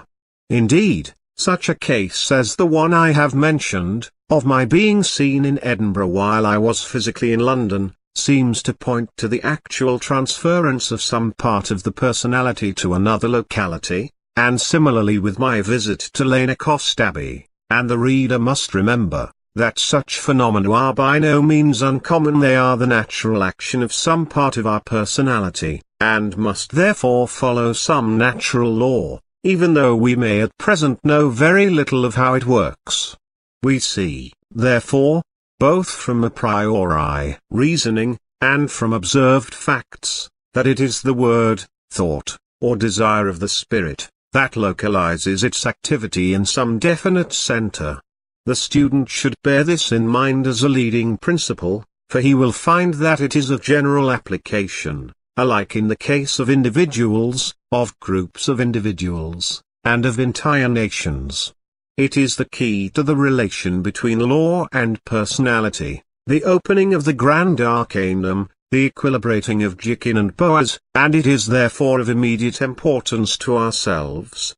We may take, then, as a starting point for further inquiry, the maxim that volition creates centers of spiritual activity. But perhaps you will say, if this be true, what word or words am I to employ? This is a question which has puzzled a good many people before you. This word which so many have been in search of, has been variously called the lost word, the word of power, the scamam or forashk or secret name of God, and so on. A quaint Jewish legend of the Middle Ages says that the hidden name was secretly inscribed in the innermost recesses of the temple, but that, even if discovered, which was most unlikely, it could not be retained because, guarding it, were sculptured lions, which gave such a supernatural roar as the intruder was quitting the spot, that all memory of the hidden name was driven from his mind. Jesus, however, says the legend, knew this and dodged the lions. He transcribed the name, and cutting open his thigh, hid the writing in the incision, which, by magical art, he at once closed up. Then, after leaving the temple, he took the writing out and so retained the knowledge of the name. In this way the legend accounts for his power to work miracles. Jesus, indeed, possessed the word of power, though not in the way told in the legend, and he repeatedly proclaimed it in his teaching: according to your faith be it unto you. Verily, I say unto you, whosoever shall say to this mountain, Be thou taken up and cast into the sea, and shall not doubt in his heart, but shall believe that what he saith shall come to pass, he shall have whatsoever he saith. Mark 11:23. And similarly in the Old Testament we are told that the word is nigh to us, even in our hearts and in our mouth. 30:14. What keeps the word of power hidden, is our belief that nothing so simple could possibly be it. At the same time, simple though it be, It has law and reason at the back of it, like everything else. The ancient Egyptians seem to have had clearer ideas on this subject than we have. The name was to the Egyptians the idea of the thing, without which it could not exist, and the knowledge of which therefore gave power over that which answered to it. The idea of the thing represented its soul. This is the same conception as the archetypal ideas of Plato, only carried further, so as to apply, not only to classes, but to each individual of the class, and, as we shall see later, there is a good deal of truth in it. Put broadly, the conception is this: every external fact must have a spiritual origin, an internal energizing principle, which causes it to exist in the particular form in which it does. The outward fact is called the phenomenon, and the corresponding inward principle is called the noumenon. The dictionary definition of these two words is as follows: phenomenon, the appearance which anything makes to our consciousness as distinguished from what it is in itself. Noumenon, an unknown and unknowable substance or thing as it is in itself, the opposite to the phenomenon or form through which it becomes known to the senses or the understanding. Chambers' 20th Century Dictionary. Whether the dictionary be right in saying that the noumena of things are entirely unknowable, the reader must decide for himself, but the present book is an attempt to learn something about the noumena of things in general, and of ourselves in particular, and what I want to convey is, that the noumenon of anything is its essence, in terms of the universal energy and the universal substance, in their relation to the particular form in question. Probably the Latin word nomen, a name, is derived from this Greek word, and in this sense everything has its hidden name, and the region in which thought power works, is this region of spiritual beginnings. It deals with hidden names, that inward essence which determines the outward form of things, persons, and circumstances alike, and it is in order to make this clearer, that I have commenced by sketching briefly the general principles of substance and energy as now recognized by modern science. If I have made my meaning clear, you will see that what is wanted is not the knowledge of particular words, but an understanding of general principles. At the same time, I would not assert that the reciting of certain forms of words, such as the Indian mantras or the word Om, to which Oriental teachers attach a mystic significance, is entirely without power. But the power is not in the words but in our belief in their power. I will give an amusing instance of this. On several occasions I have been consulted by persons who supposed themselves to be under the influence of malicious magnetism, emanating in some cases from known, and in others from unknown, sources, and the remedy I have prescribed has been this. Look the adverse power, mentally, full in the face, and then assuming an attitude of confidence say cock-a-doodle-doo. The inquirers have sometimes smiled at first, but in every case the result has been successful. Perhaps this is why Aesculapius is represented as accompanied by a cock. Possibly the ancient physicians were in the habit of employing the cock-a-doodle-doo treatment, and I might recommend it to the faculty today as very effective in certain cases. Now I do not think the reader will attribute any particularly occult significance to cock-a-doodle-doo. The power is in the mental attitude.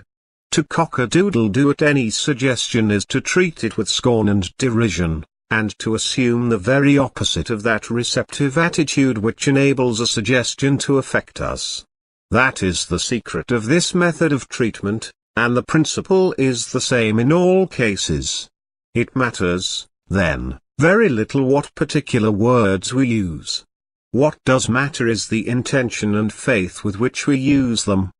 But perhaps some reader will here take the role of cross-examining counsel, and say, "You have just said it is a case of synchronous vibration, then surely it is the actual sound of the particular syllables that counts. How do you square this with your present statement?"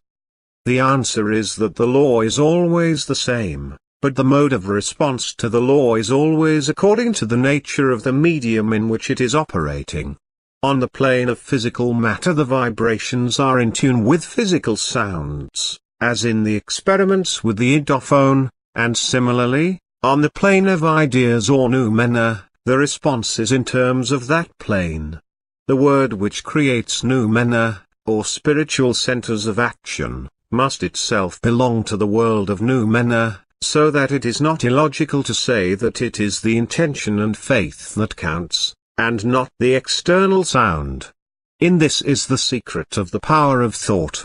It is the reproduction, on the miniature scale of the individual, of the same mode of power that makes the worlds. It is that power of personality, which, combined with the action of the law, brings out results which the law alone could never do, as the old maxim has it, nature unaided fails. This brings us to another important question: is not the creative power of the word limited by the immutability of the law? If the law cannot be altered in the least particular, how can the word be free to do what it likes? The answer to this is contained in another maxim: every creation carries its own mathematics along with it. You cannot create anything without at the same time creating its relation to everything else, just as in painting a landscape, the contour you give to the trees will determine that of the sky. Therefore, whenever you create anything, you thereby start a train of causation, which will work out in strict accordance with the sort of thought that started it. The stream always has the quality of its source. Thought which is in line with the unity of the great whole, will produce correspondingly harmonious results, and thought which is disruptive of the great principle of unity, will produce correspondingly disputive results. Hence all the trouble and confusion in the world. Our thought is perfectly free, and we can use it either constructively or destructively as we choose, but the immutable law of sequence will not permit us to plant a thought of one kind, and make it bear fruit of another. Then the question very naturally suggests itself: why did not God create us so that we could not think negative or destructive thoughts? And the answer is, because He could not. There are some things which even God cannot do. He cannot do anything that involves a contradiction in terms. Even God could not make twice two either more or less than four. Now I want the student to see clearly why making us incapable of wrong thinking would involve a contradiction in terms, and would therefore be an impossibility. To see this we must realize what is our place in the order of the universe. The name man itself indicates this. It comes from the Sanskrit root mn, which, in all its derivatives, conveys the idea of measurement, as in the word mind, through the Latin mens, the faculty which compares things and estimates them accordingly. Moon, the heavenly body whose phases afford the most obvious standard for the periodical measurement of time, month. The period thus measured, man, the largest of the Indian weights, and so on. Man therefore means the measurer, and this very aptly describes our place in the order of evolution, for it indicates the relation between personal volition and immutable law. If we grant the truth of the maxim nature unaided fails, the whole thing becomes clear, and the entire progress of applied science proves the truth of this maxim. To recur to an illustration I have employed in my previous books, the old ship builders thought that ships were bound to be built of wood and not of iron, because wood floats in water and iron sinks, but now nearly all ships are made of iron. Yet the specific gravities of wood and iron have not altered, and a log of wood floats while a lump of iron sinks, just the same as they did in the days of Drake and Frobisher. The only difference is, that people thought out the underlying principle of the law of flotation, and reduced it to the generalized statement that anything will float, the weight of which is less than that of the mass displaced by it, whether it be an iron ship floating in water, or a balloon floating in air.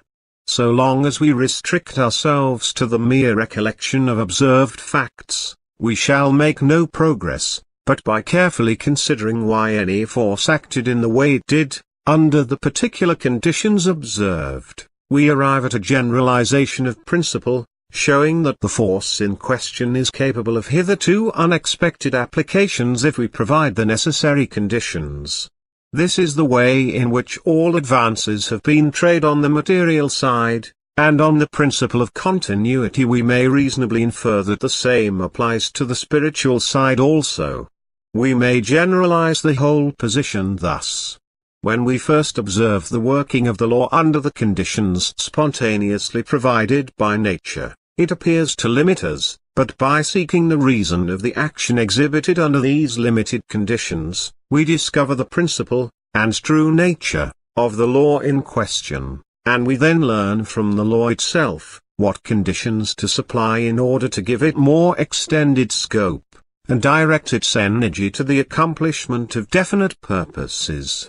The maxim we have to learn is that every law contains in itself the principle of its own expansion, which will set us free from the limitation which that law at first appeared to impose upon us.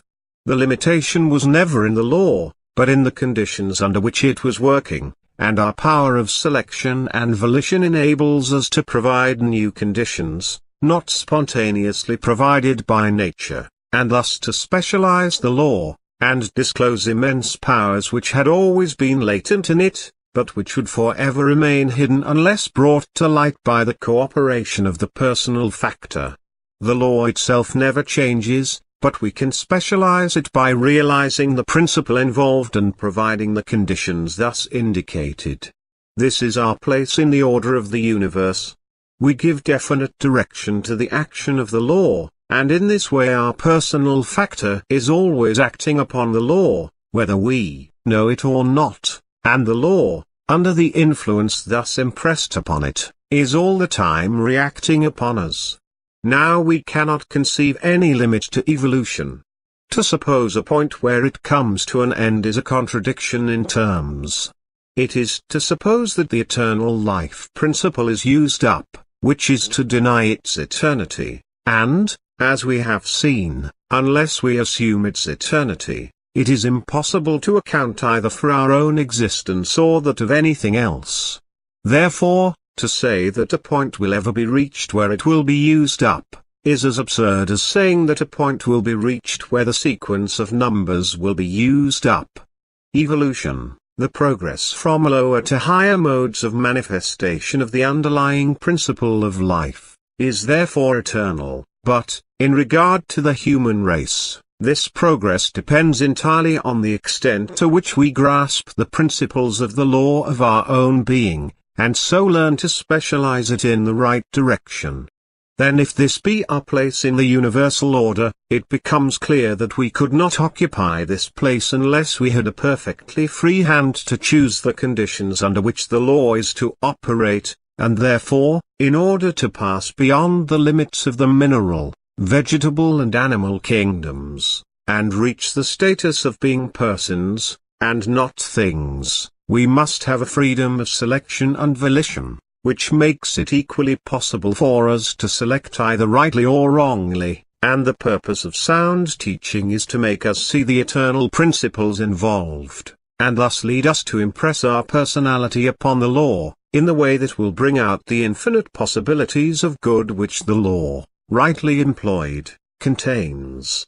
If it were possible to do this by an automatic law, doubtless the creative wisdom would have made us so.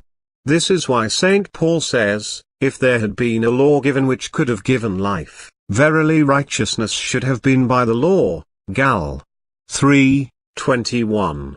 Note the words a law given, that is to say, imposed by external command, but it could not be. The laws of the universe are cosmic. In themselves they are impersonal, and the infinite possibilities contained in them can only be brought out by the cooperation of the personal factor.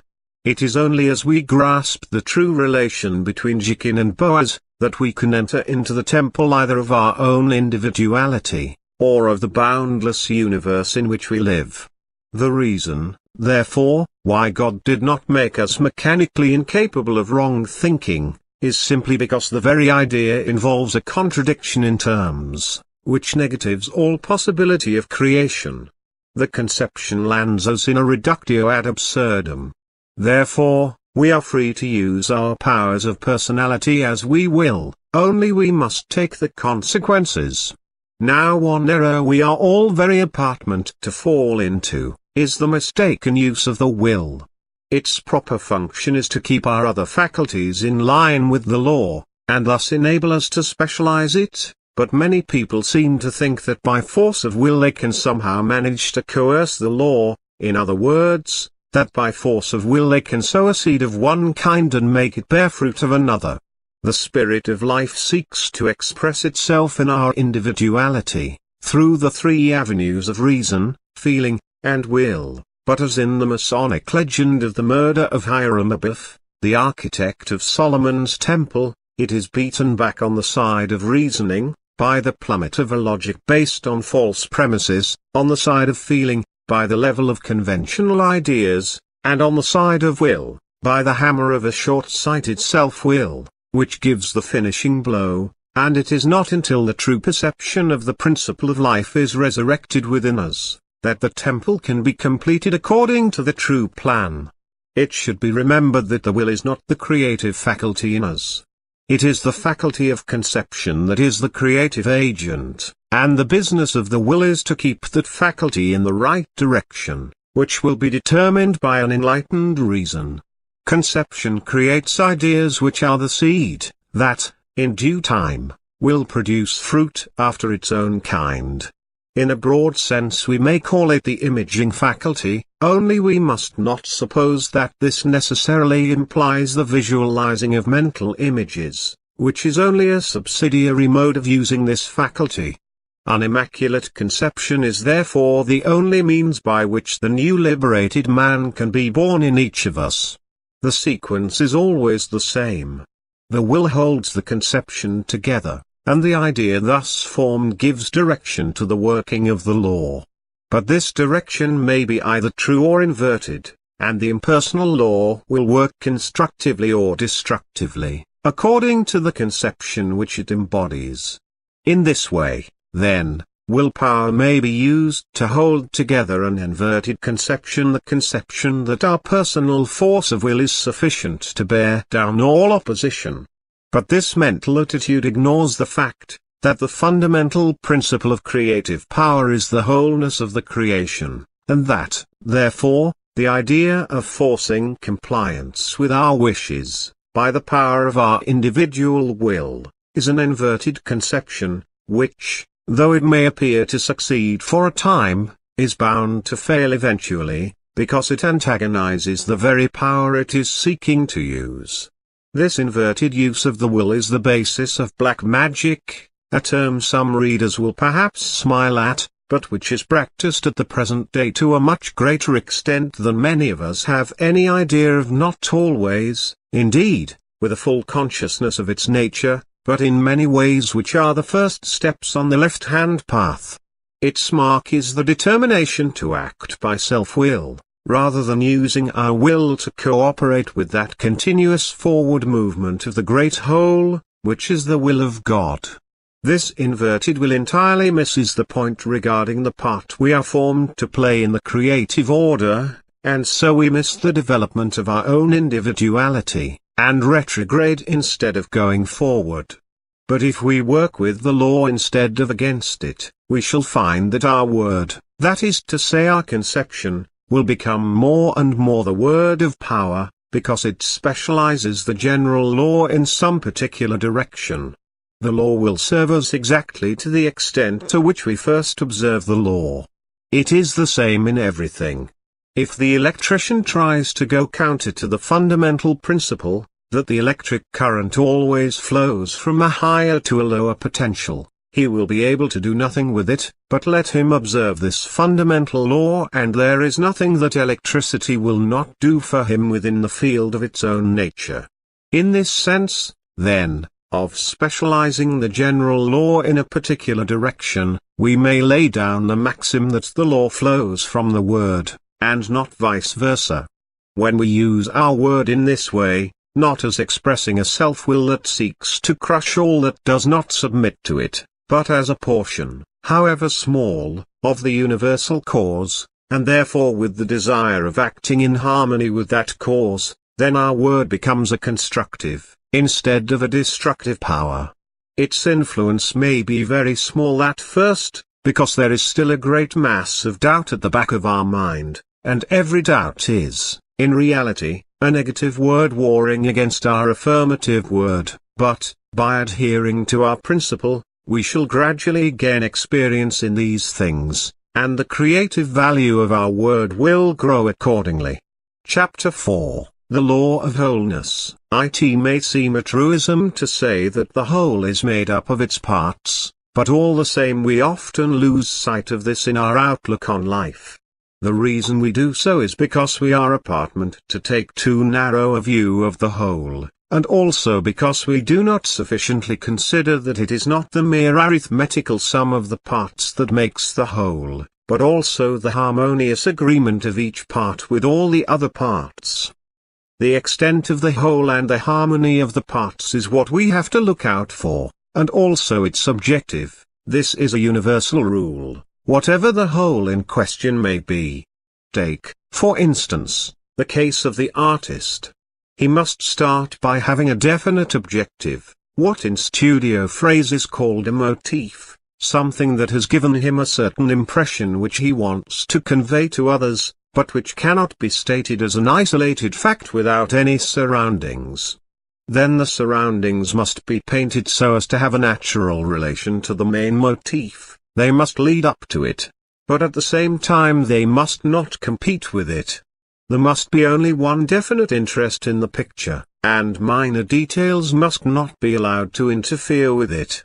They are there only because of the main motif, to help to express it. Yet they are not to be treated in a slovenly manner. As much as is seen of them must be drawn with an accuracy that correctly suggests their individual character, but they must not be accentuated in such a way as to emphasize details to the detriment of the breadth of the picture. This is the artistic principle of unity, and the same principle applies to everything else. What, then, is the motif of life? Surely it must be, to express its own livingness. Then in the true order all modes of life and energy must converge towards this end. And it is only our short-sightedness that prevents us from seeing this, from seeing that the greater the harmony of the whole life, the greater will be the inflow of that life in each of the parts that are giving it expression. This is what we want to learn with regard to ourselves, whether as individuals, classes or nations. We have seen the cosmic workings of the law of wholeness in the discovery of the planet Neptune. Another planet was absolutely necessary to complete the unity of our solar system, and it was found that there is such a planet, and similarly in other branches of natural science. The law of unity is the basic law of life, and it is our ignorant or willful infraction of this law that is the root of all our troubles. If we take this law of unity as the basis of our thought, we shall be surprised to find how far it will carry us. Each part is a complete whole in itself. Each inconceivably minute particle revolves round the center of the atom in its own orbit. On its own scale it is complete in itself, and by cooperation with thousands of ethers forms the atom. The atom again is a complete whole, but it must combine with other atoms to form a molecule, and so on. But if the atom be imperfect as an atom, how could it combine with other atoms? Thus we see that however infinitesimal any part may be as compared with the whole, it must also be a complete whole on its own scale, if the greater whole is to be built up. On the same principle, our recognition that our personality is an infinitesimal fraction of an inconceivably greater life, does not mean that it is at all insignificant in itself, or that our individuality becomes submerged in an indistinguishable mass. On the contrary, our own wholeness is an essential factor towards the building up of the greater whole, so that as long as we keep before us the building up of the great whole as the main motif, we need never fear the expansion of our own individuality. The more we expand, the more effective units we shall become. We must not, however, suppose that unity means uniformity. St. Paul puts this very clearly when he says, "If the whole body be an eye, where would be the hearing, etc." I Cor. 12:14. How could you paint a picture without distinction of form, color, or tone? Diversity in unity is the necessity for any sort of expression, and if it be the case in our own bodies, as St. Paul points out, how much more so in the expressing of the eternal life through endless ages and limitless space. Once we grasp this idea of the unity and progressiveness of life going on ad infinitum, what boundless vistas of possibility open before us! It would be enough to stagger the imagination were it not for our old friends, the law and the word. But these will always accompany us, and we may rely upon them in all worlds and under all conditions. This law of unity is what in natural science is known as the law of continuity, and the ancient wisdom has embodied it in the Hermetic axiom Sicut superius, Sicut inferius, Sicut inferius, Sicut superius, as above, so below, as below, so above. It leads us on from stage to stage, unfolding as it goes, and to this unfolding there is no end, for it is the eternal life finding ever fuller expression, as it can find more and more suitable channels through which to express itself. It can no more come to an end than numbers can come to an end. But it must find suitable channels. Let there be no mistake about this. Perhaps someone may say, cannot it make suitable channels for any sort of expression that it needs? The answer is, that it can, and it does so up to a certain point. As we have seen, the word, thought, or initial impulse of the ever-living spirit starts a center of cosmic activity in which the mathematical element of law at once asserts itself. Thenceforward everything goes on according to certain broad principles of sequence. This is a generic creation according to genera or classes, like the archetypal ideas of Plato. This creation is governed by a law of averages, and the legal maxim de minimis non curat lex, the law cannot trouble about minorities, applies to it. This generic law keeps the class going, and slowly advancing, simply as a class, but it can take no notice of individuals as such. As Tennyson puts it in Memoriam, speaking of nature, so careful of the type she seems, so careless of the single life. This mode of creation reaches its highest level, at any rate in our world, in genus Homo, or the human race. We also, as a race, are under the law of averages. The race continues to exist, but from the moment of birth the individual life is liable to be cut short in 100 different ways. In producing man, however, generic creation has produced a type having a mental and physical constitution capable of perceiving the underlying principle of all creation, that is, of seeing the relation between the word and the law. We cannot conceive creation by type going further than this. By the nature of this type every human being has the potential of a further evolution, which will set it free from bondage to an impersonal law of averages, by specializing it through the power of the word, that is, by bringing the personal factor to bear upon the impersonal factor, and so unfolding the possibilities which can be achieved by their united activities.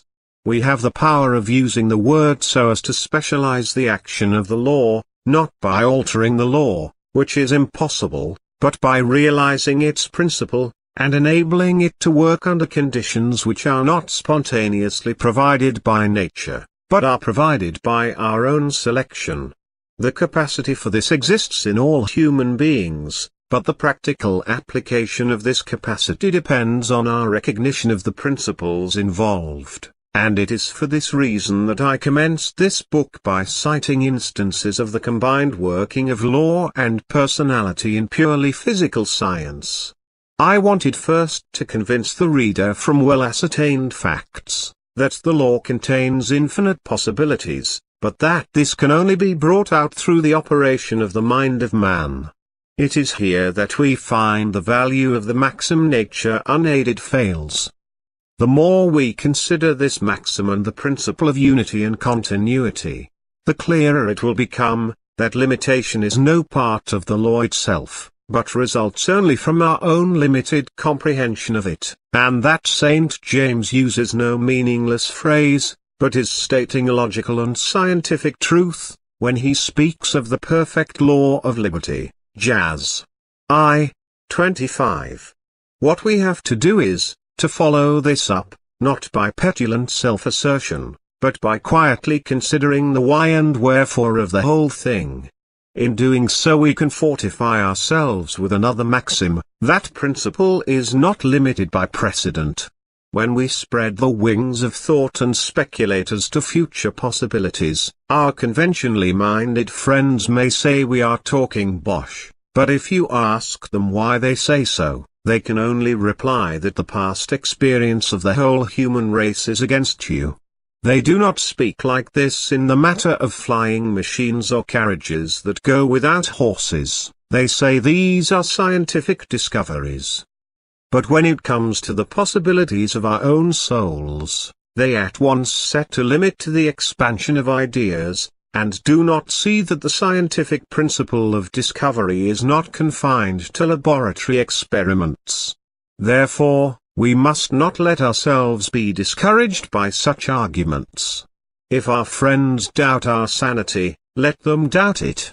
The sanity of such men as Galileo and George Stephenson was doubted by their contemporaries, so we are in good company.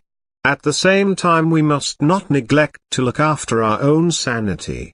We must know some intelligible reason for our conclusions, and realize that however unexpected, they are the logical carrying out of principles which we can recognize in the creation around us. If we do this we need not fear to spread the wings of fancy, even though some may not be able to accompany us, only we must remember that we are using wings. Fancy, in the ordinary acceptation of the word, has really no wings. It is like a balloon that just floats wherever any passing current of air may drive it.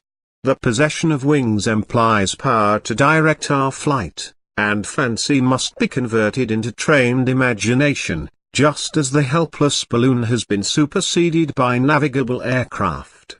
It must be the scientific imagination, and the scientific imagination carried into the world of spiritual causation, becomes the word of power, and its power is derived from the fact that it is always working according to law. Then we may go on confidently, because we are following the same universal principles by which all creation has been evolved, only now we are specializing its action from the standpoint of our own individuality, according to the ancient teaching that man, the microcosm, repeats in himself all the laws of the macrocosm, or great world, around him. As we begin to see the truth of these things, we begin to transcend the simply generic stage. That first stage is necessary to provide a starting point for the next. The first stage is that of bondage to law. It could not be otherwise for the simple reason that you must learn the law before you can use it. Then from the stage of generic creation we emerge into that of individual creation, in which we attain liberty through knowledge of the law of our own being, so that it is not a mythological myth to talk of a new creation, but it is the logical outcome of what we now are, if, to our recognition of the power of the law we add the recognition of the power of the word. Chapter 5, The Soul of the Subject. We may now turn to speculate a little on some conceivable application of the general principle we have been considering.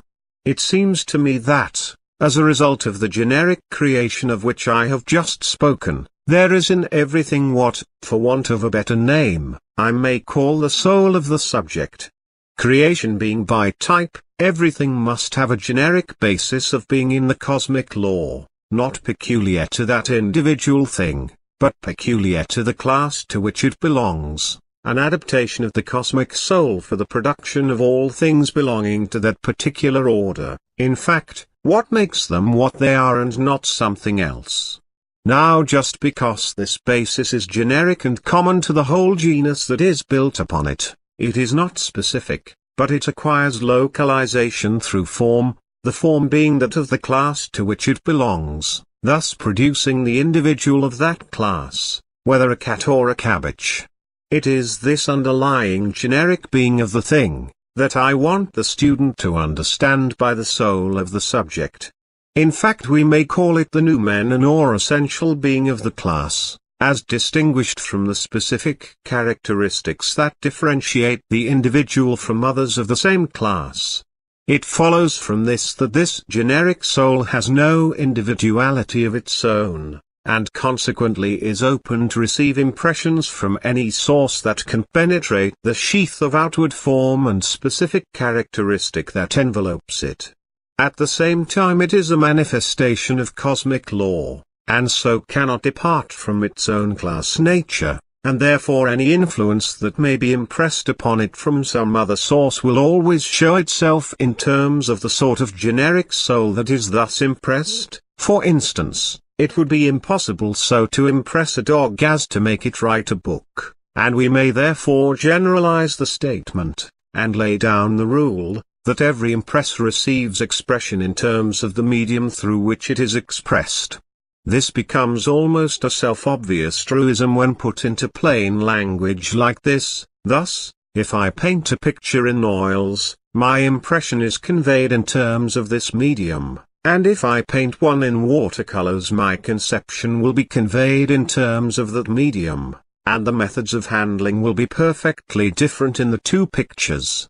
This applies all round, and if we keep this generalization in mind, it will render many things clear, especially in psychic matters, which would otherwise seem puzzling.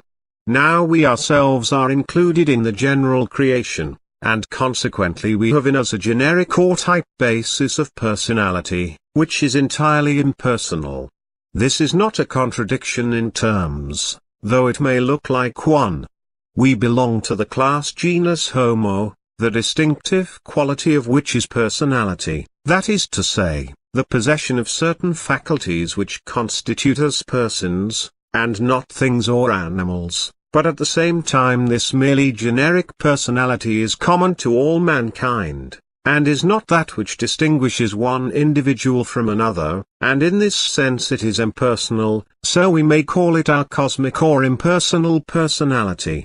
Now it is upon this cosmic element, inherent in all things from mineral to man, that thought power acts, because, being impersonal, it has no private purpose of its own with which to oppose the suggestion that is being impressed upon it. The only thing is, that according to the rule just laid down, the response will always be in terms of the cosmic element which we have thus set in motion. Therefore on the human plane it will always be in terms of personality.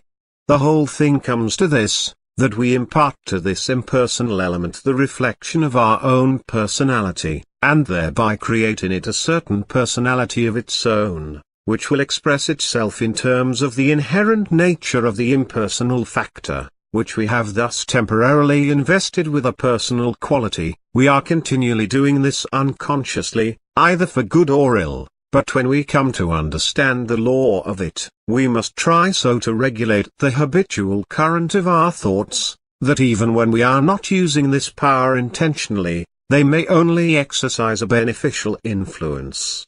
In our normal state this cosmic element in ourselves is so closely united with our more conscious powers of volition and reasoning, that they constitute a single unity, and this is how it should be, only, as we shall see later on, with a difference. But there are certain abnormal states which are worth considering, because they make clearer the existence in us of this impersonal self, which in academical language is called the subliminal consciousness. The work of the subliminal consciousness exhibits itself in various ways, such as clairvoyance, clairaudience, and conditions of trance, all of which either occur spontaneously, or are induced by experimental means, such as hypnotism, but the similarity of the phenomena in either case shows, that it is the same faculty that is in evidence. In those hypnotic experiments in which the operator merely makes the subject do some external act, we get no further than the fact that the person's individual will has been temporarily put to sleep, and that of the hypnotist has taken its place. Still, even this shows a power of impressing upon the subliminal consciousness a personal quality of its own, but it does not enable it to exhibit its own powers. The object of such experiments is to exhibit the powers of the hypnotist, not to investigate the powers of the subliminal personality, which is of more importance in the present connection. But where the hypnotist employs his power of command to tell the subliminal self the patient to exercise its own powers, merely directing it as to the subject upon which it is to be exercised, very wonderful powers indeed are exhibited. Places unknown to the percipient are accurately described, correct accounts are given of what people are doing elsewhere, the contents of sealed letters are read, the symptoms of disease are diagnosed and suitable remedies sometimes prescribed, and so on. Distance appears to make no difference. In many cases time also does not count, and historical events of long ago, with the details of which the seer had no acquaintance, are accurately described in all their minutiae, which have afterwards been corroborated by contemporary documents. Nor are cases wanting in which events still future have been correctly predicted, as, for example, in Cazotte's celebrated prediction of the French Revolution, and of the fate that awaited each member of a large dinner party when it should occur, though this was a spontaneous case, and not under hypnotism, which perhaps gives it the greater value. The same powers are shown in spontaneous cases also, of which my own experiences related in a previous chapter may serve as a small example. But as there are many books exclusively devoted to the subject, I need not go into further details here. If the reader be curious for further information, I would recommend him to read Gregory's Letters on Animal Magnetism.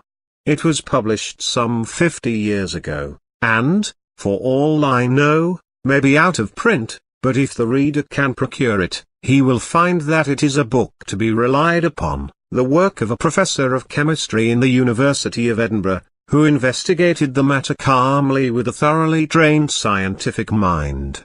But what I want the reader to lay hold of is the fact, that whether the action occur spontaneously or be induced by experimental means, these powers actually exist in us, and therefore in reckoning up the faculties at our disposal they must not be omitted. In our more usual condition, however, these faculties are subordinate to those which put us in touch with the everyday world, and I cannot help thinking that at our present stage this is the best place for them. In this place they have a special function to perform, which I will speak of in another chapter, and in the meanwhile for my own part one should prefer to leave their development to the ordinary course of nature, neither stimulating them by hypnotic influence, or auto-suggestion, nor repressing them if they manifest themselves of their own accord. However, everyone must follow his or her own discretion in this matter. The only thing is, do not deny the existence of these faculties in yourself because you may not consciously exercise them, for they hold a very important place in our complex personality. All such evidence on the subject as has come my way, appears to me to point to the fact, that it is through this impersonal or cosmic portion of our mind that thought power operates upon us, whether in the form of telepathy, or of healing treatment, or in any other way, and it is through this channel also that thought currents, not specially directed towards ourselves, nevertheless affect us, just as the first wireless telephone message sent on September 29, 1915, from the office of the American Telephone Company in New York, and directed to San Francisco, was simultaneously heard at San Diego, at Darien in Panama, and even as far away as Pearl Island, Honolulu, in the Pacific Ocean. We sometimes pick up messages which are not intended for us, So we must keep our receiver in perfect syntony of reciprocal vibration with the stations from which we require to receive messages, to the exclusion of others which would produce confusion. But I have strayed a little from our present point, which is rather that of giving out influence than of receiving it. Through the instrumentality of this impersonal cosmic soul we can send out our thought for the healing of disease, for the suggestion of good and happy ideas, and for many other beneficial purposes, though the extent of the result will of course be considerably influenced by the mental attitude of the recipient, which is therefore a factor to be reckoned with. But this power of sending out a subtle influence, call it magnetism or what you will, is not confined to operations upon the human subject. 2 ladies of my acquaintance experimented on 2 rose trees, which, to all appearances, were both in equally good condition.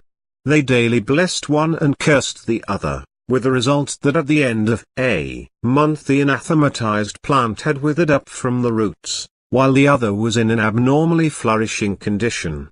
Nor are we entirely without scientific backing even in such a case as this, for Professor Bose tells us in his work on the response of metals, that not only can they be poisoned by certain chemicals, so as to deprive them of their normal qualities, but that they can be mesmerized into a similar condition. Such facts as these therefore give considerable support to the theory of the existence in everything of a soul of the subject, which responds after its own manner to the power of human thought. In what manner, then, is this influence conveyed? It is here that our study of etheric waves comes to our assistance, by carrying the same principle further, and picturing the working of the known or law under unknown conditions. It will at least enable us to form a working hypothesis.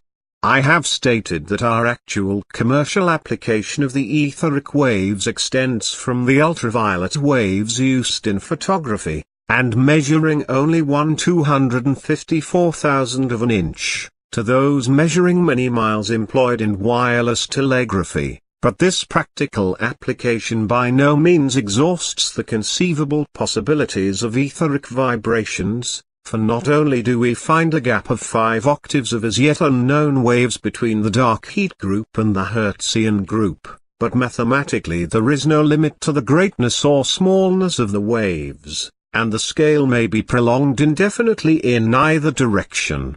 Nor is this to be wondered at, for if we consider that vibration is not a progress of individual particles from one place to another, but the alternate rising and falling of the substance at the same point, and that the ether is a homogeneous and universally present substance, it is obvious that there is nothing to limit the minuteness or the greatness of the intervals at which the rising and falling will occur.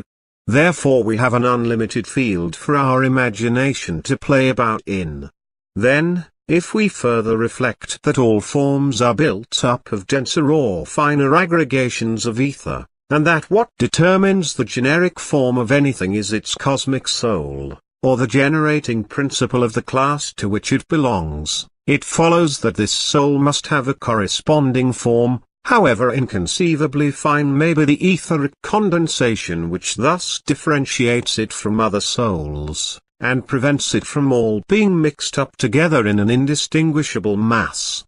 If now, we combine these 2 facts, that the soul of anything must have a form, however fine, and that there is no limit either to the greatness or the minuteness of etheric vibrations, we can draw certain deductions from these premises. It is an established fact of ordinary science that, however closely particles of any substance may seem to cohere, they are in reality separated by interstices through which etheric waves can penetrate. The principle may be illustrated by the power of the X-rays to penetrate apparently solid bodies, such as iron. Then, if we combine with this the fact that there is no limit to the minuteness of etheric waves, we see that however fine may be the particles constituting any form, it is always possible to have etheric waves still finer and thus able to penetrate that form and set up vibrations in it. It is our familiarity with the denser modes of matter that makes it difficult for us to grasp the idea of these finer activities, but there is nothing in what we know of the denser modes to contradict the conception. On the contrary, it is just by what we have learned of these denser modes that we reach the principles on which these further conceptions are founded. Looking at this, therefore, in the light of a mathematical proposition, there is absolutely no limit to the fineness of any form, or to its susceptibilities to etheric vibrations. Finally, to this add the power of the word to start trains of etheric vibration, and you get the following series. The word starts the etheric waves, these waves produce corresponding vibration in the soul of the subject, and the soul of the subject in turn communicates corresponding vibration to its body. We may thus explain the creative power of thought on the basis of recognizable law, and so we believe, because we know why we believe, not because somebody else has told us so. Doubt is still the creative action of thought, only it is creating negatively, so it is helpful to feel that we have some reason for confidence in the power of the word. There are a great many Thomases among us, and as one of the number I shall be glad if I can help my brother Tommies to get a grip of the why and wherefore of the things which appear at first sight so fantastic and improbable. But the conception we are considering is not limited to concrete entities, whether persons or things. It applies to abstractions also, and it is for this reason that I have called it the soul of the subject. We often speak of the soul of music, or the soul of poetry, and so on. Thus our ordinary talk stands on the threshold of a great mystery, which, however, is simple enough in practice. If you want to get a clearer view of any subject than you have at present, address yourself mentally to the abstract soul of that subject, and ask it to tell you about itself, and you will find that it will do so. I do not say that it will do this in any miraculous manner, but what you already know of the subject will range itself into a clearer order, and you will see connections that have not previously occurred to you. Then again, you will find that information of the class required will begin to flow towards you through quite ordinary channels, books, newspapers, or conversation, without your especially laying yourself out to hunt for it, and again, at other times, ideas will come into your mind, you do not know how, but illuminating the subject with a fresh light. I cannot explain how all this takes place. I can only say from personal experience that it happens. But of course we must not throw aside ordinary common sense. We must sort out the information that comes to us, and compare it with our previous knowledge. In fact, we must work at it. There is no premium for laziness. Nor must we expect to receive by a sudden afflatus a complete acquaintance with some subject of which we are entirely ignorant. I do not say that such a thing is altogether impossible, for I cannot venture to limit the possibilities of the universe, but it is certainly not to be looked for in the ordinary course. I have sometimes been shown specimens of inspirational painting done by persons said to be entirely ignorant of art, and the ignorance is very apparent on the face of the work. I dare say an artist may be inspired in the production of a picture, but the technical training comes first, and the inspiration afterwards. The same I believe to be true of all other subjects, so that we come back to the maxim of the power always expressing itself in terms of the instrument through which it works.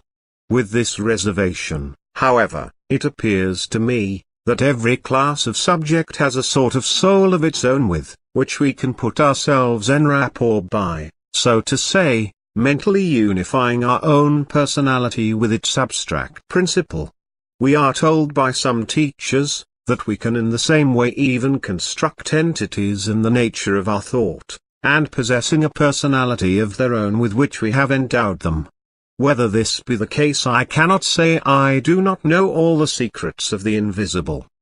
But if our thoughts do not create personal entities able to hang on their own hook, they create forces which come to much the same thing. they start waves in the universal etheric medium, which, like the electromagnetic waves of telegraphy, spread all round from the point of initial impulse, and are picked up whenever a center happens to be attuned to a similar rate of vibration, and each new center energizes these vibrations again with a fresh impulse of its own. So in this way thought currents become very real things. Such, then, is the power of our word, whether spoken or only dwelt upon in thought, to impress itself upon the impersonal element around us, whether in persons or things.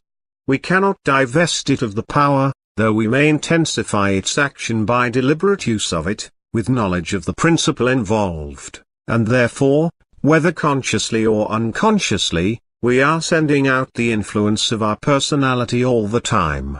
Now the more we know of these things, the greater becomes our responsibility, and I would therefore solemnly warn the reader against any attempt to use the powers now indicated to the injury of any other person, or for the purpose of depriving anyone else of that liberty of action which he would wish to enjoy himself. Such use of our mental powers is in direct opposition to the law of unity which I have spoken of, and since that law is the basic principle of the whole universe, any opposition to it places us in antagonism with a force immeasurably greater than ourselves.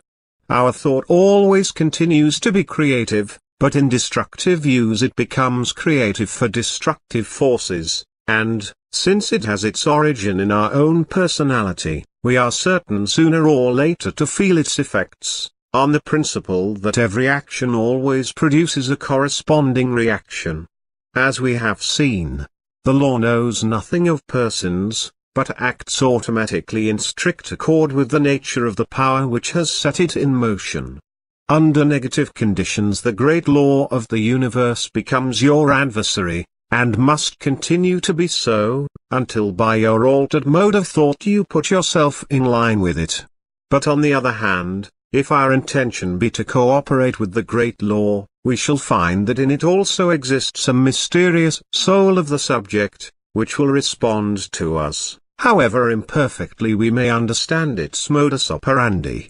It is the intention that counts, not the theoretical knowledge.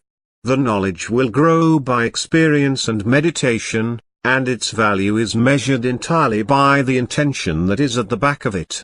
Chapter 6. The promises. We have now, I hope, laid a sufficiently broad foundation of the relation between the law and the word. The law cannot be changed, and the word can. We have two factors, one variable, and the other invariable, so that from this combination any variety of resultants may be expected.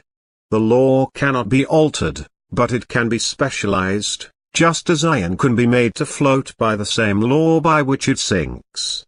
Now let us try to figure out in our imagination an ideal of the sort of results we should want to bring out from these two factors.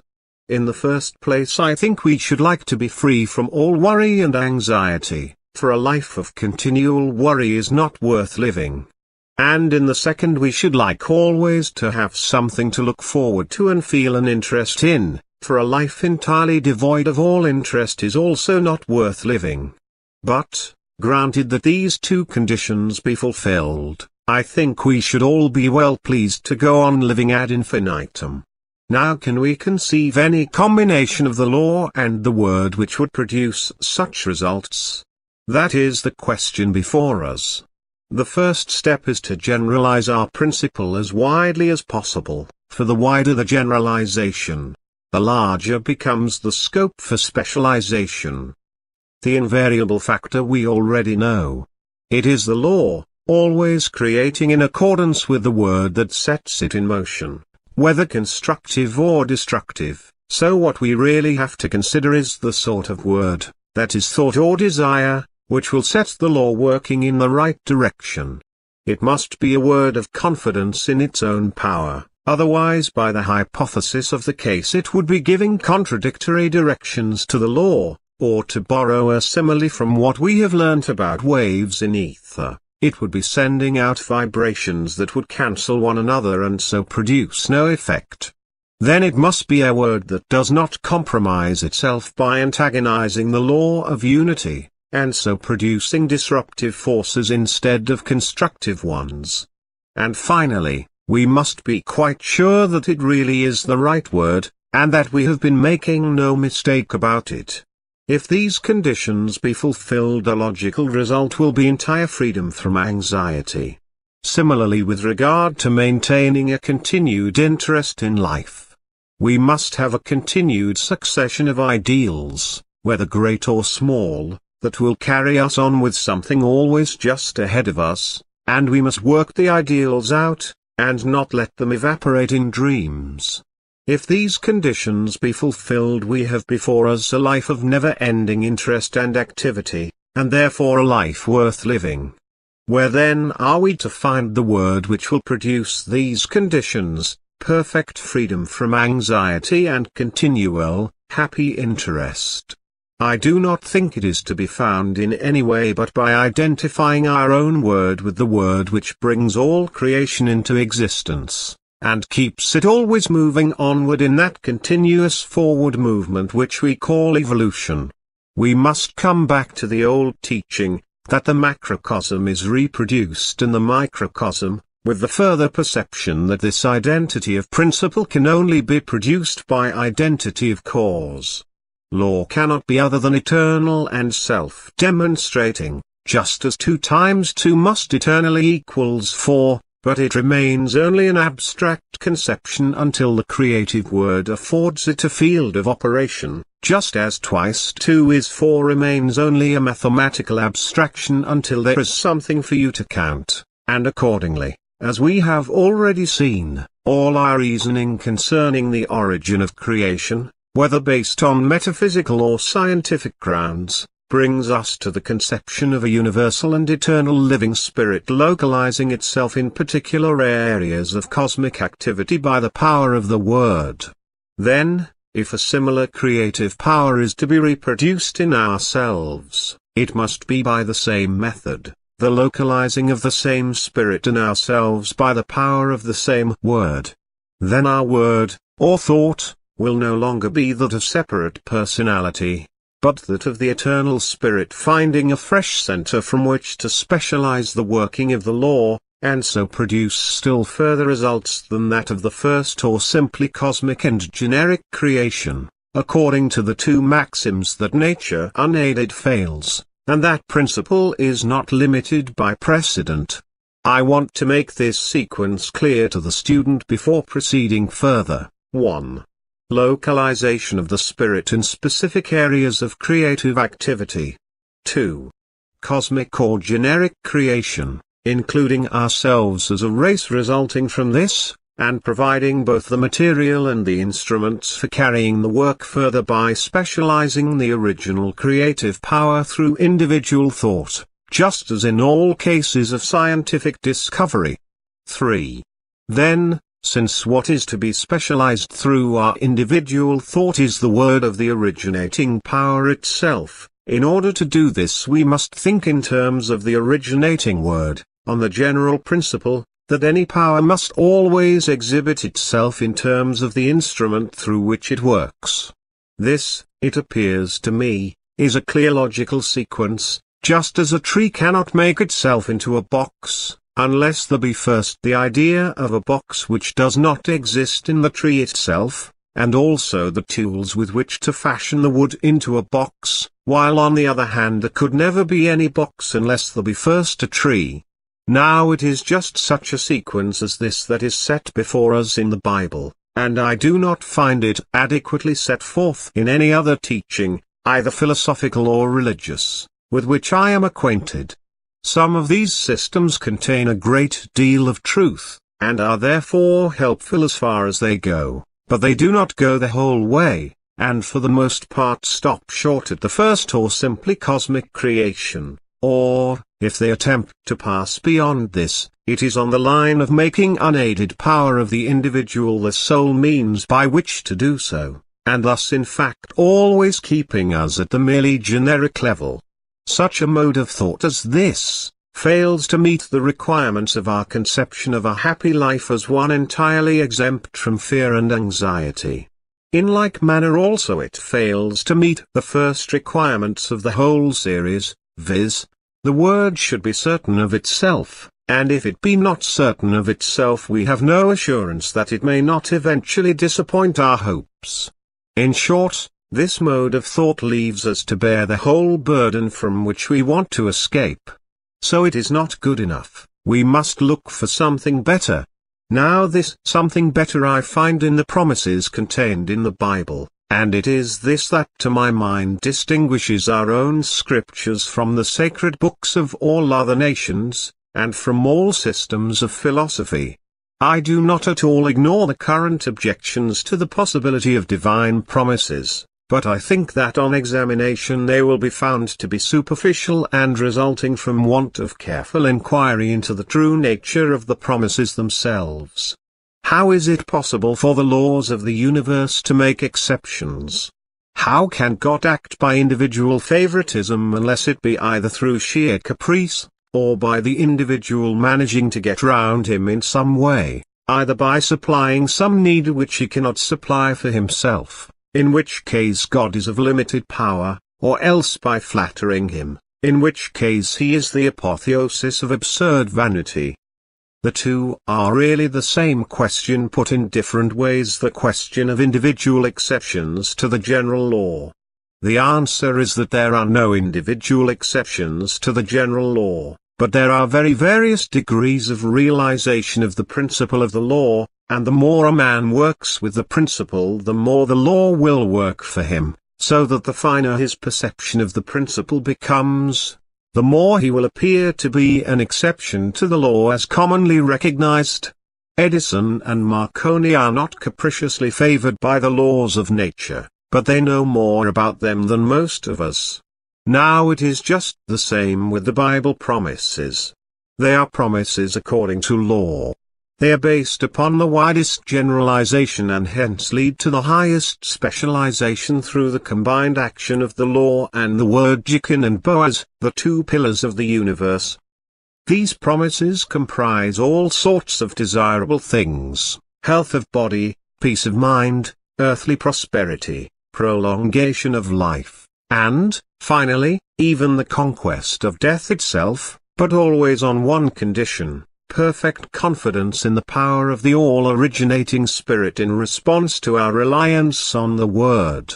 This is what the Bible calls faith, and it is perfectly logical when we understand the principle of it, for every thought of doubt is, in effect, the utterance of a word which produces negative results by the very same law by which the word of faith produces positive ones.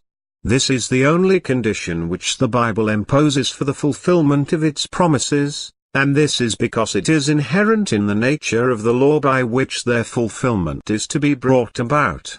A few texts will suffice as examples of the Bible promises, and no doubt most of my readers are familiar with many others, but it would be worthwhile to read the Bible through, marking all such texts, and classifying them according to the sort of promises they contain.